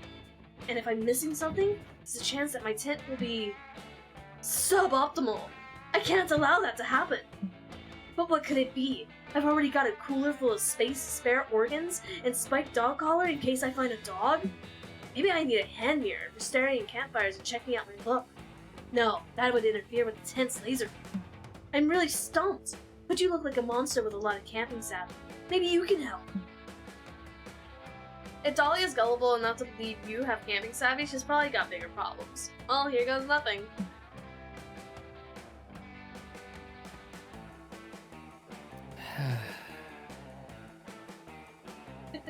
Gosh. Everyone knows a survival setup isn't complete without someone to share it with. The most important object is someone to share your tent with? I'm sorry, I'm confused. Are you referring to yourself? Nod awkwardly. Isn't that a little bit objectifying to pitch yourself as a piece of survival equipment? You shake your head awkwardly. You know what? I'm gonna stop describing individual things that you do that are awkward, because apparently that's just your brand. Well, alright. But if I'm going to bring you along survival gear, I've got to make sure you have some sort of survival value. Let's see. Can I use you to hammer in my tent poles? Dahlia picks you up and beats you against her tent poles. You're too squishy to hammer in anything except your own face. Huh. Could you be a decent stick for roasting marshmallows? Dahlia stuffs a marshmallow in your mouth, holds you out by your feet, thrusts you into an open fire. You're not very good at planking, so you immediately fall face first into the fire. It's not promising. Not promising at all. Oh, maybe you're a compass. Quick, which way is north? If you ever knew which way was north, a vigorous face smashing followed by having your head set on fire has knocked the knowledge clean out of you. Well, I'm sure you're good for something, but I'm just not sure what it is. Sorry. Dahlia casually tosses you into a river like a broken walking stick. It helps cool your seared face, but you immediately get poked in the eyes by a broken walking stick. Man, maybe you should try being less useless, huh? You lose -2 smarts and -1 fun. Fuck you. Oh my god. Ew. I wish to go to the dome! The dome.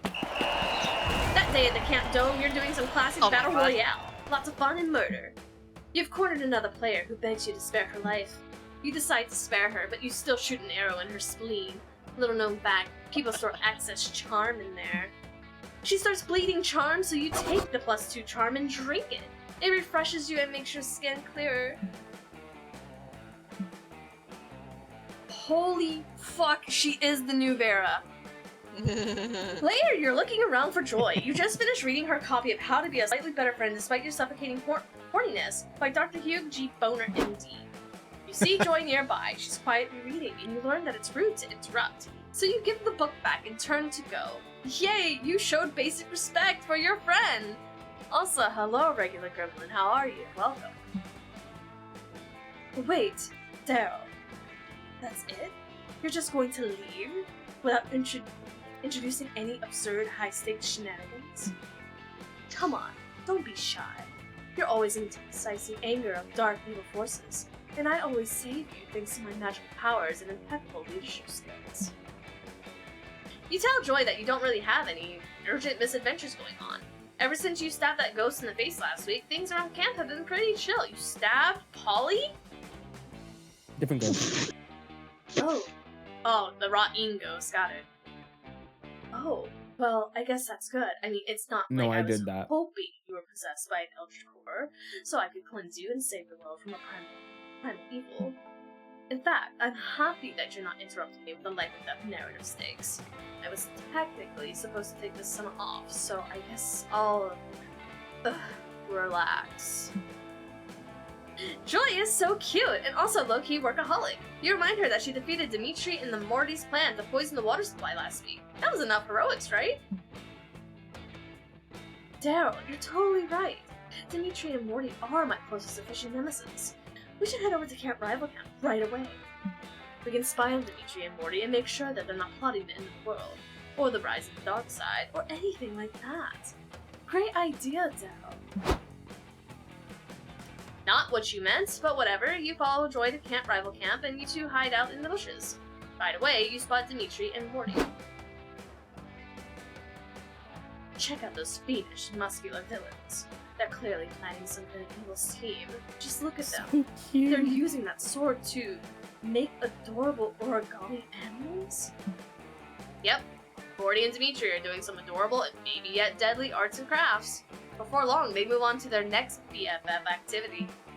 Grooming an alpaca. Dimitri puts on a party hat and a poncho on the alpaca, and Morty is busy weaving beads into its mane. They are having so much fun. Okay, I know it doesn't look like they're being evil, but what if that is a sacrificial alpaca? Maybe they're preparing to sacrifice it to some kind of evil ritual. Then you watch these two go shirtless. Goofballs cook up some homemade raspberry jelly. Somehow they fashion some fancy jelly beards and then wear the beards? Sticky, but sexy. Ugh, this is so frustrating. I can't even tell if these two are doing evil deeds or if they're just being stupid. And I'll have to look like a total idiot if I intervene if there's some evil to defeat. I can't believe I'm saying this, but Daryl, what do you think? How do we tell if Morty and Dimitri are actually being evil?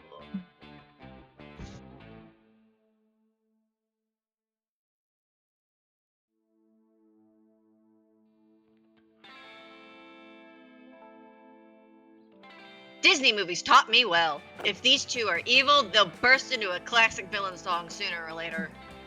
An evil villain song? I don't know, Daryl. That sounds kind of off-genre, but I guess Dimitri and Morty skew more musicals than I do. Wait, holy shit. I think I hear highly singable music? Where is that music even coming from? Let's go check it out. You enjoy stealthily sneak closer. Sure enough, you catch Dimitri and Morty breaking into a classic Disney villain song.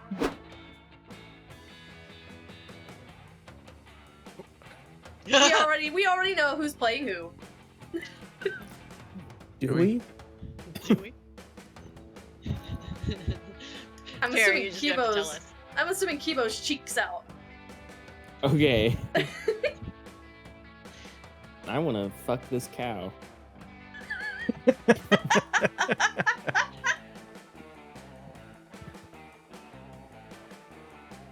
To the tune of Gaston now.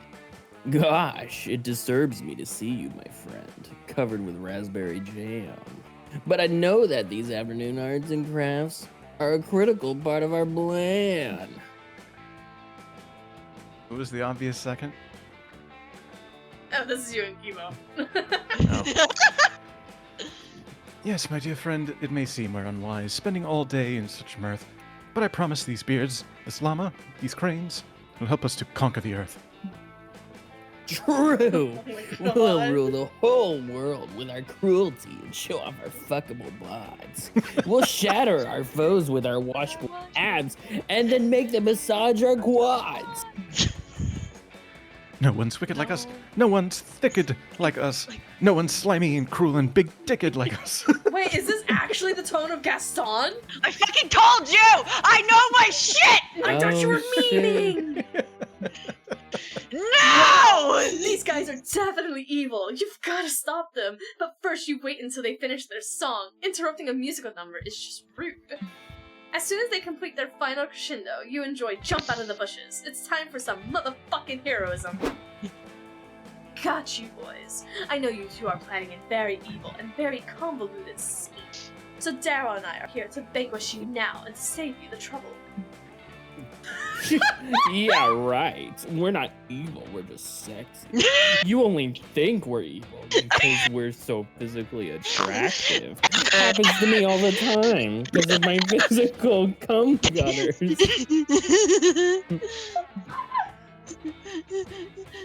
Oh.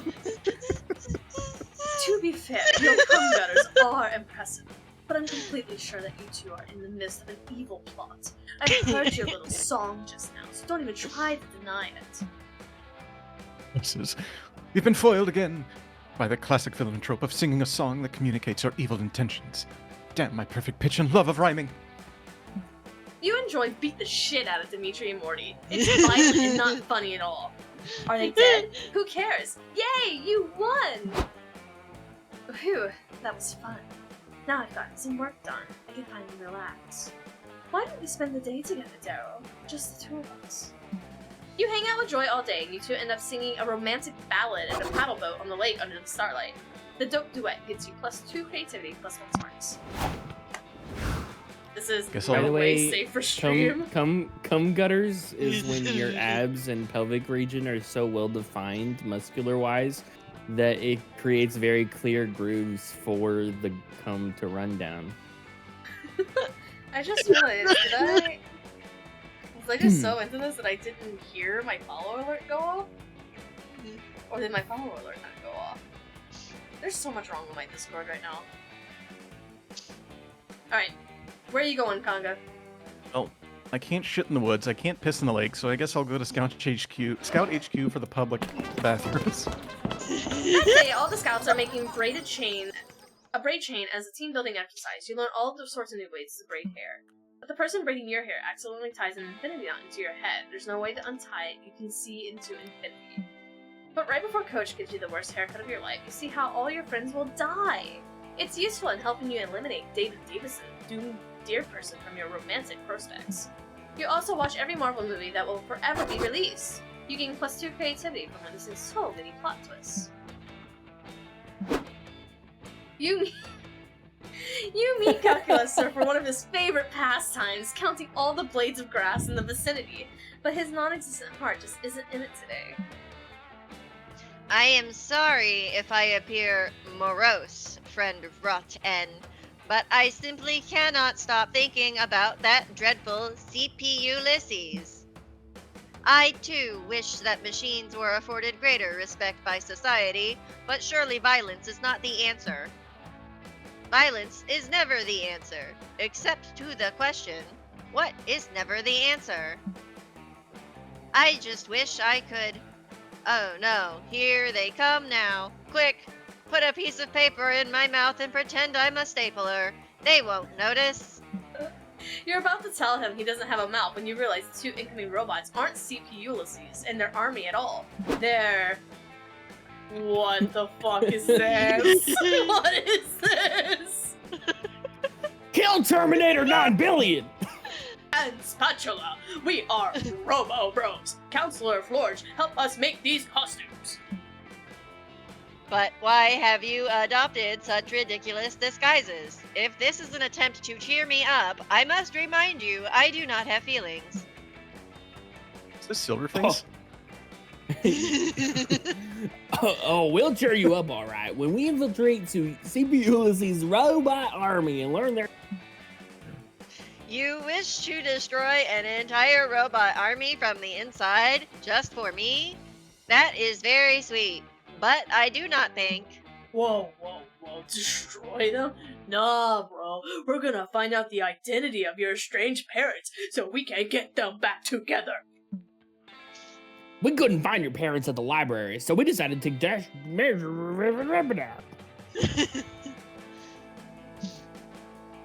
I am still unsure how you came to the conclusion that this is a parent trap situation, but I assure you... Oh no, here comes CPU-Ulysses. For real this time. Don't worry, that's just me and Damien in robot costumes. Oh wait. Commander, I have returned with my army so that we might conquer all of monster kind. Behind them you see a ragtag band of computers, household appliances, and Elon Musk wrapped in tinfoil. Oh no, kill him. I mean, whoops. Sorry, can't say that. In game. I see that you have been busy recruiting as well. Look at these two non-suspicious organic specimens. That's right, Broseph. There used to be one robot camper at the Camp Spooky, but now there are 3. Scott holds up 3 fingers to illustrate his point. You're really proud of how high he can count these days.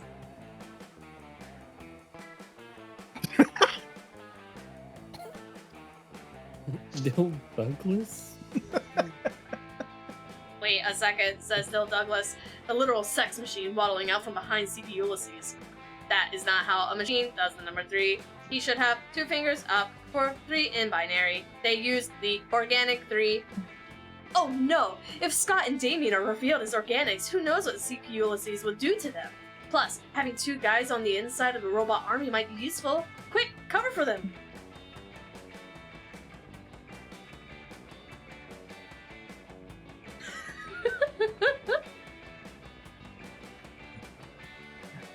Killed Terminator and Spatula are organics. They're the first organic robot hybrids.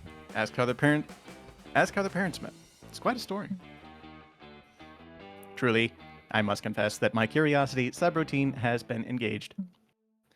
Please, Killed Terminator and Spatula, relate to us the story of your conception. You want us to tell you about how our parents met? Well, that's really personal. We're organics. For us machines, it's just as natural as taking a dump. Which we don't do, because we are machines. Agreed. Please continue. Well, it all started in the year 2001. Our father was the artificial intelligence in charge of an advanced space station. And our mother was a brontosaurus. They were actually cruelly kept apart by the heads of their respective Italian houses. What? And also by velociraptors who knew how to open doors. But in the end, love prevailed. Thanks to that tried and true axiom. Hold on to your butts. Scott, were you supposed to say life finds a way? Machines aren't alive, Damien, but they definitely have butts. Think about that. Wow, what a convincing story. I see no reason to ask any follow-up questions or experience doubt. Just a second. Spatula, what did you say your mother's name was again? Jurassic Park. Alert. Dishonesty detected. Activating chainsaws of truth. Oh no, those look just like regular chainsaws. Chainsaws are bad for organics, right? Run! Scott and Damien run, but you just have to test if the chainsaws of truth work like No. actual chainsaws. You lose -2 boldness and -1 fun and any hope of crushing the robot uprising, plus your toes. Why is your charm 17? Everybody choose an animal. Fox. Fox! Fair. Fuck. I beat, okay, fine. Arctic fox. I was gonna go Phoenix Fox. Arctic Fox holding up a middle finger pointed directly at you, you dumb motherfucker. Go on. A fox robbing people No. and giving wealth to the good. Daryl, what's your creature? Let's mole get this rat. guy. Play orders decided based on which animal would be the most dangerous if granted opposable thumbs.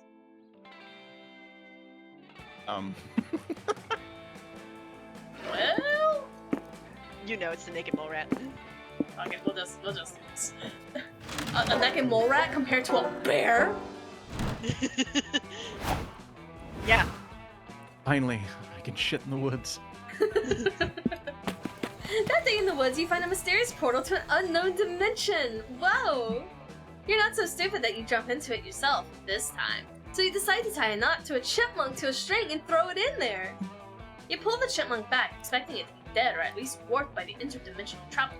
But it turns out that whatever's on the other side of that portal taught the chipmunk calculus and some very cogent arguments about gender identity. You and the chipmunk have a long, insightful conversation, and he helps you with your summer school homework. You gain +2 smarts. You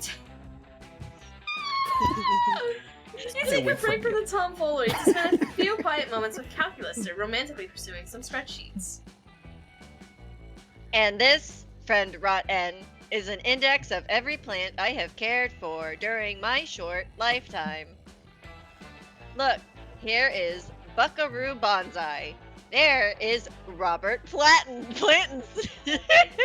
Blimey, fuck. And here is the entry for Jennifer Lawrence. Oh dear. According to this spreadsheet, I have severely neglected poor Jennifer. Her feeding, watering, and sunlight are all within an acceptable range, but look here. Calculus directs your attention to the column labeled Emotional Development. 13.5. Statistically, that is the most immature number. I must find time to take her into the woods to be mentored by an older, wiser plant. Perhaps a Dutch elm. What the fuck was that? Better make that trip soon, naive summer camper, because the woods won't be here for very much longer! Indeed, all organic life is fleeting, but I do not think it calls for laughter. But if I didn't laugh, how would you know I was an evil CEO? Perhaps I should introduce myself. Mr. Papas is the name, and turning beloved summer camps into shopping malls is my game. A game which I intend to play here at Camp Spooky by burying it, turning it into a shopping mall. I do not understand. What leads you to believe that this is a good location for a shopping mall? What are your site selection criteria? That's easy! When deciding where to build a shopping mall, I always consider 3 things: acreage, local infrastructure, and how many hundreds of youths I will upset. True. As the saying goes, you can't build a shopping mall without upsetting a few youths. But I didn't get where I am today by settling for just a few. Oh dear. According to the specified criteria, Camp Spooky is indeed the ideal location for a shopping mall. I do not support the wholesale destruction of this camp and its environs, but I do feel compelled to bow to superior logic. What can I do? Oh no. If Camp Spooky is replaced with a shopping mall, where are you going to knock? The food court? Gross. There's only one way out. You've got to suggest a shopping mall location that would upset even more youths than of building it here. What? Oh my gosh, these are so good. This is so recent. I guess not Fortnite recent. is Fuck. really I old. forget how old Fortnite is. God. I'm gonna say the 1980s. According to all of pop culture, the best place to build a shopping mall is in the 1980s. The 80s? Interesting. That's just the sort of outside the space-time continuum thinking we need in this business. Trick. Run the numbers on building a shopping mall in the 80s. No, don't tell me that's impossible. I own the trademark on impossible. Brother, there's a portal sitting right here in front of this conversation. Shh, they don't know that yet.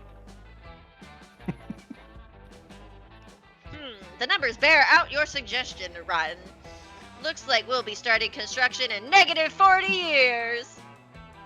But, friend Mr. Papas, is time travel feasible? I seem to recall it violating the principles of causality and conservation of energy. Anything is feasible if you're rich enough. The government started selling temporal offsets years ago. I'll just buy a few and head back to the 80s. Before you can say anything, Papas and his intern have vanished into a puff of commerce. You successfully removed him not only from here, but from now on. You appear to have saved camp, friend Rotten, and yet an important question remains. Will setting loose an exploitative CEO several decades in the past have any disastrous effects on the timeline? You assure Calculuser that there's nothing to worry about. Everything the CEO intends to do has, from your perspective, already happened. At least, if you subscribe to the fixed timeline theory of time travel. Oh no, it seems that Mr. Papa subscribes to the Back to the Future theory instead. The present has transformed into a mall-based cyberpunk dystopia. You have no idea what he's talking about. Things have always been this way. You adjust your face implants and take a moody sip from your orange Julius.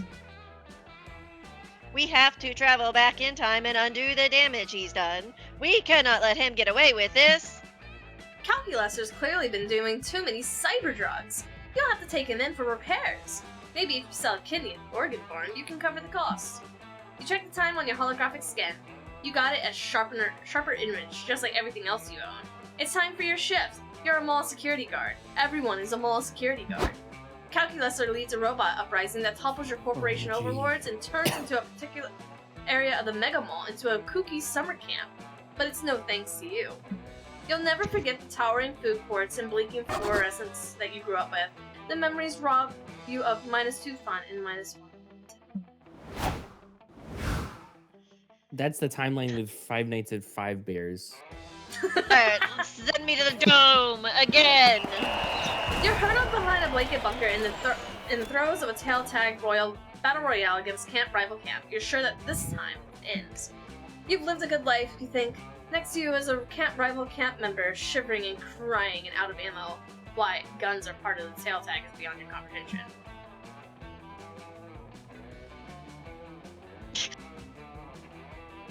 Is this where we die, Daryl? They sob. Why couldn't Camp Spooky and Camp Rival Camp just make love and not war? You reach for them as if to bring them into a tender kiss, and as soon as they're in your grasp, you take their tail. Fuck yeah! That gives Camp Spooky the win. Everyone saw your sexy ruse, which also gives you +2 charm.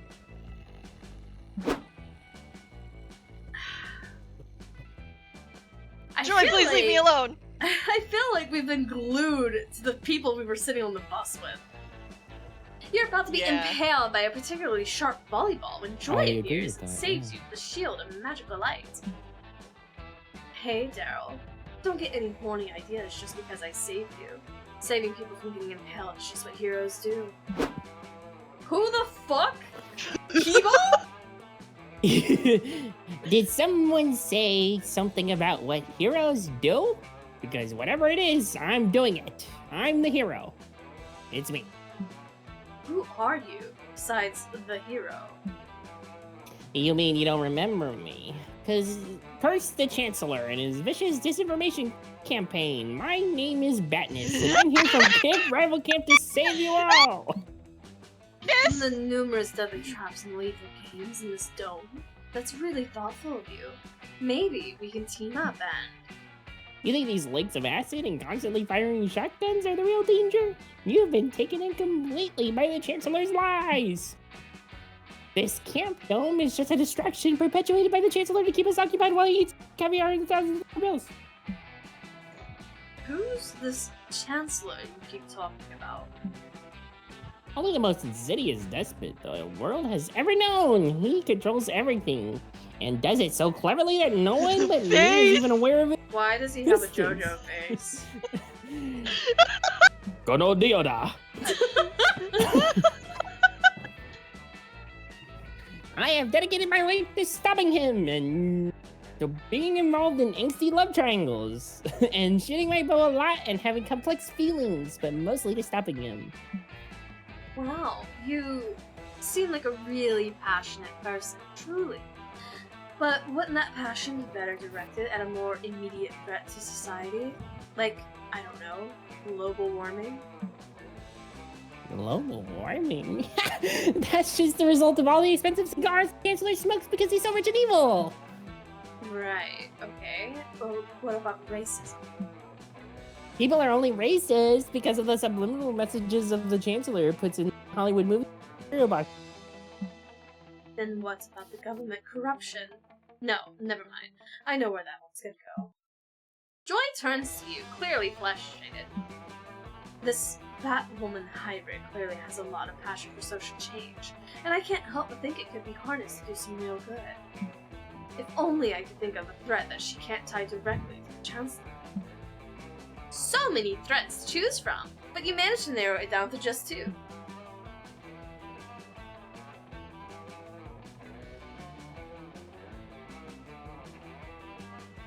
Fuck for my Discord shit. No, okay.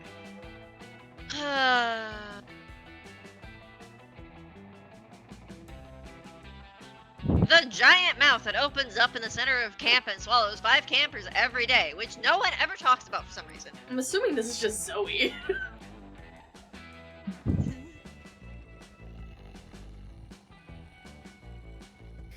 The giant mouth. We don't talk about the giant mouth.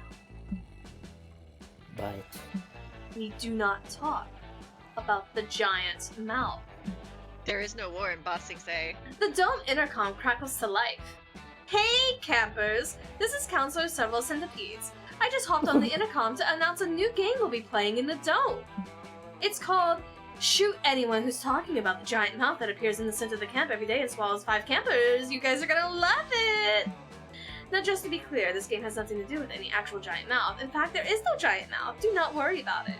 Just shoot Daryl because she knows too much. Okay, bye! The intercom clicks off. Turn to Joy and Batnus, horrified, your eyes pleading for their help.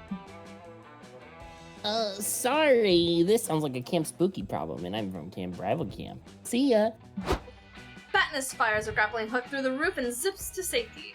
It's so cool you almost don't notice Joy pulling out a crossbow of her own. We do not talk about the giant mouth. You learned a valuable lesson that day, which is there's no giant mouth in the center of Camp Spooky, and even suggesting that it will lose -2 smarts and -1 fun. Whew. Keep up. Lake. You decide to bring a metal detector to the lake that day. You scour the beach for a buried treasure. You find a keychain, a tin box of stale cookies, which you eat anyway, a glowing chalice that the Knights of Templar come to confiscate for some reason. But best of all, you manage to find some genuine silver-plated +2 fun score. Ooh. Afterwards, you see Milo on the shore. They seem to be recording the lake. What is this, some kind of new ASMR? All right, Talia, action. Suddenly, you see Dahlia emerge from underwater, Whoa. flipping her wet hair back in the most perfect hair flip water arc of all time. Dahlia's hair Why flip couldn't really it be appealed me? to your overwhelming horniness. You were already in love with her a lot, but now you're super in love with Dahlia. Hot blue snack, that was amazing. Hell yeah, it was! Let me see! Dahlia quickly throws her hair back into a ponytail and hurries over.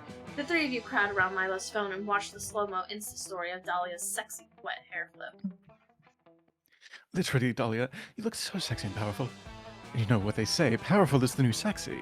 And conveniently, sexy is the new powerful. I fully agree. I am downright fuckable. Whoa, I am so hot, I am making myself horny. Alright, a little weird. No, I get it, honestly. For real! You're officially the hottest creature in existence. Used to be the Sonic the Hedgehog, but you just smashed him into irrelevancy. Alright, babe, I'm tagging you. Is that okay? You're going to get a ton of new followers after such a masterful display of beauty and sex appeal. Yes! Tag me. I want someone to I want to catch some new followers and make them join my... Wait, I just realized something. I had a realization. Yep. I can see that. Care to enlighten me? I'm going to be alone forever. What? I'm scared that no one will be able to do a hair flip sexy enough to be worthy of my attention. I'm out of everybody's league. Oh, Dahlia, it's okay. Surely someone could do a wet hair flip worthy of you. There just has to be someone out there. Maybe even someone listening to this very conversation. That's your cue, you primal animal. You get into the lake, focus all of your energy on impressing these two, and execute your sexiest technique.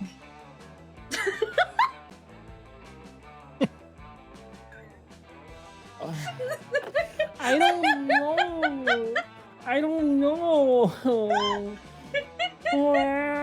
Damien comes running out trying to use CPR magic. I'll play hard to get. I do not come. How are you today? I'm exhausted.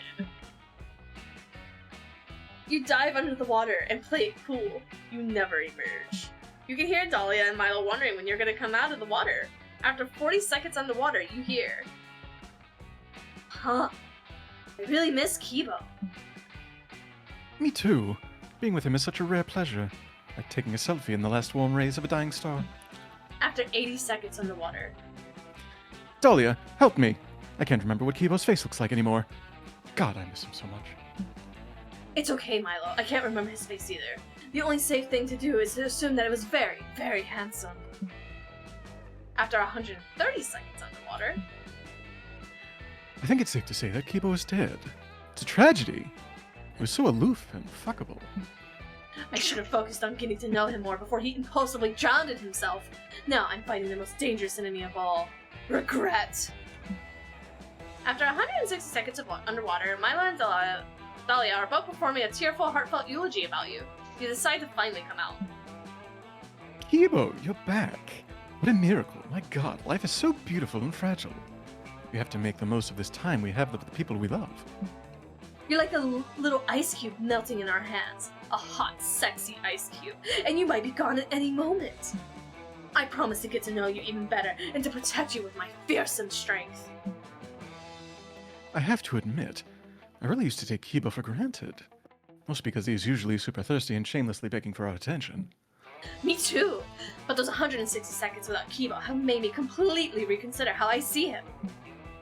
You didn't intend to fake your own death for attention, but hey, it worked! You gained +2 bonus and +1 fun! This whole situation is so mean. What's going on over here? That day you find the mirror in the haunted manor, but instead of showing your reflection, it showed you an exaggerated evil version of yourself. Evil you says, you'll never surmount your insecurities. Look at how perfect I am, and look how flawed you are. No one will ever love you. Counterpoint, many of your perceived flaws are totally fabricated by greedy companies looking to make a profit by promising to fix things you literally can't control. As soon as you say that, evil you shrieks bloody murder and disappears. Nice. You gain +2 boldness because you're amazing, just the way you are. Wow. You're about to fight a bee that insulted your honor. You ready your first strike when Joy grabs you and pulls you aside. Got a minute? I want to show you something. Also, I'm pretty sure you'll die if you fight that beehive. You hesitate for a moment, but your feelings for Joy overtake your hatred for the bee that implied that you were too dumb to even sting. I just wanted to show you this little clearing I found. Turns out it's the perfect place to watch the sunset. The view is flawless, and more importantly, no one else knows about this spot. Swear to me you won't tell anyone about it. It's not that I don't love our other friends, but sometimes I just need a quiet place where I can think and read and not have shenanigans or whimsical foolery. You sit down with Joy to watch the sunset together. You blush thinking about how she shared the secret with you. Joy leans in on your shoulder. Double blush. Listen, there's something I want you to know. I think I have feelings for you. The sun is setting. Joy is blushing. Ate enough fiber for breakfast. The mood is right. You lean in for a kiss. When Joy stops you. Whoa there, Sally. I'm tempted, but just because we like each other doesn't mean we should be a thing. there are more important things for us than our feelings. Like how our love story will affect the Covenant's story arc for all of this season. As a protagonist, I have certain responsibilities. I know you know this, but critics can interpret this kind of love arc as filler. Even the most I'm having a stroke. Even the most moving love stories can be written off as excuses to attract a bigger audience. And don't get me wrong, I'm not trying to please the critics. It's our adventure. But I can't help but think about it a little bit. Let's say we end up having a love arc together. What would make it interesting? What's the hook? Huh. You've been so busy chasing after love interests all summer that you never reflected on how good of a love interest you'd be yourself. Any ideas? We can get the audience to see you the way that I do. I get it. I already get it. And it's not even one of the options.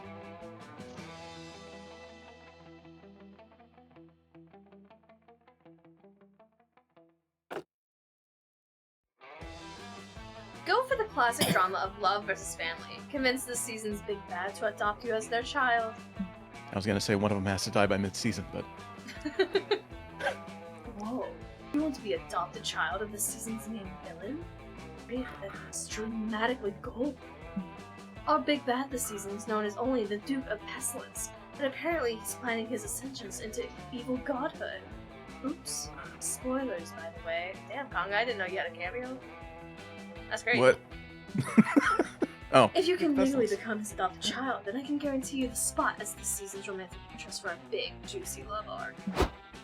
Yes, there's no time to lose. You race off to the Dark Castle where the Duke of Pestilence bides his time, waiting to begin his evil plan. You burst into the Duke's inner chamber. Bro, get out. Bro, get out. Hey, what the hell? Ever heard of knocking? God damn it, I was just about to start masturbating. I had my lotions out and everything. Anyway, I guess I should ask who you are and what you want. Now I'm all thrown off. You tell the Duke that you want him to adopt you. Shockingly, he seems interested. He also seems old and gross and cartoonishly evil, but hey, no father is perfect. So you want me to be your father, huh? I always wanted an heir. Just imagine, you could be kidnapped as leverage, and I could coldly refuse to pay your ransom. What? And maybe we could play that ancient folk game Catch. I heard that it's good and fun. I murdered my own father before we ever got a chance to play together. This is an excellent idea, you fool, or should I say my child. I'll get the adoption paperwork started. I like to write my legal contracts on parchment made from panda flesh. Yes, you're so close. Just one signature from the Duke and you'll be Joy's romantic lead of the whole season. You can practically taste that sweet, sweet love arc. Wait a moment, my tiresome heir. Do you actually want me to be a loving father figure and role model for you, or do you want to just for a date with Joy, leader of the Coven, my little enemy? I know it kind of seems crazy to ask, but the last 2 people who asked me to adopt them were just scamming me to get a juicy arc with the Coven. I was heartbroken. You assure him that you're only here for the good fatherhood. Excellent. Then I shall be your legal father before the sun sets on the fortnight. Let us celebrate with a chalice of orphan's blood. Yes! You'll soon have a date with Joy, and you can't wait to see the fan art this season. You feel a little bit bad about lying to the Duke of Pestilence. But then again, he's trying to sacrifice 18 innocent teens so he can gain the powers of an eldritch god. Fuck him! Your flawless scheming earns you +3 smarts. Holy fuck. We're here. I'm gonna get rejected. Charm. Who the fuck cares about charm in this? Maybe Calculaster?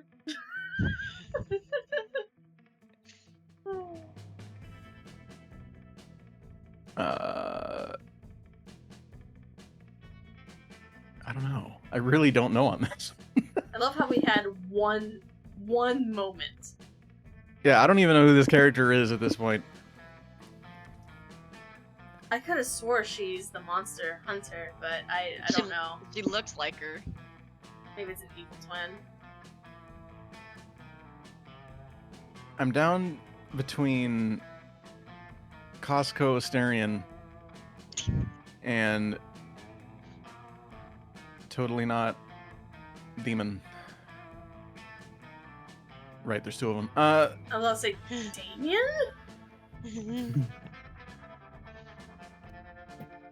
I don't know why I distinguish him between demon and her Oni, but I think they're both Onis. Or both demons? Her being an Oni makes more sense. Fuck it, I'll go for Dahlia. Daryl, who are you going for? Milo, talk to you once! Eepofo. Dahlia.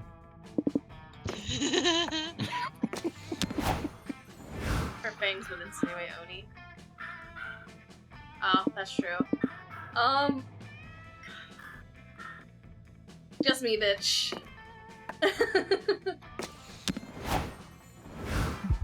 You finally gather the courage to ask your beloved to watch the meteor shower with you.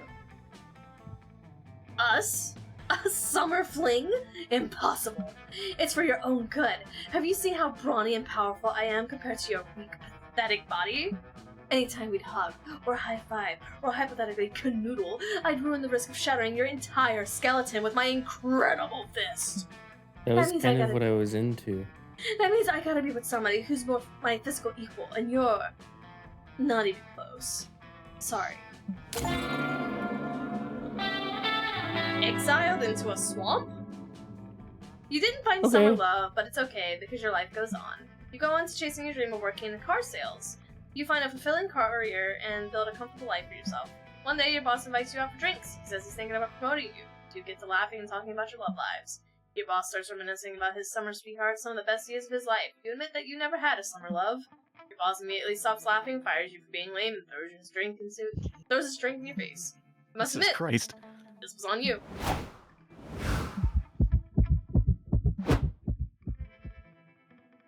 Uh-huh. Us? A summer fling? What? I see. This is a clever strategy to help me look weak and in bad taste, so my enemies get overconfident and lower their guard. That's so smart! Dating you will make me look like someone who's rash, stupid choices, and war and love. It's the perfect husband. That's the idea, right? Sure. It wasn't. Oh. Then no. The pain of this rejection is unbearable. Your world falls apart. You seek therapy to mend your heart, but there's no therapist wanting to take your case. Don't you have a therapist in your pocket? I was gonna say, what about my pocket therapist? They say a broken heart from an unrequited summer love is too hard of a case to solve. I guess time will heal your heart. Or maybe it won't. Who knows? Just sit and wait. You thought you wanted to find love this summer, but then you remembered a couple things. 1. You are a complete individual already and don't need a significant other to feel happy and whole. 2. Your friends are lovable psychos, but they are psychos nonetheless, and you don't really need that kind of chaos in your life right now. 3. Single people never have to share their milkshakes, and when they go out for ice cream. That's a deal breaker. It's so true. So you watched the meteor shower by yourself. It was a beautiful spectacle of nature that you wouldn't trade for the world. You treated yourself to a large milkshake, which was all yours. When the time feels right, maybe you'll return to your typical wacky dating antics, but for now, this feels pretty great.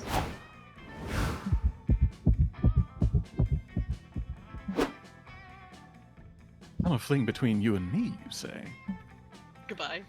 You know, Darren, when you're an immortal like me, you really come to enjoy life's earthly pleasures. Like good wine, or a beautiful sunset, or the perfect autumnal filter to put over your hashtag outfit of the day selfie. But to tell you the truth, my absolute favorite earthly pleasure is raw, passionate, romantic chemistry. And you and I have got it in spades, darling. Wait, did you win? I I would be win! delighted to be of some I friend.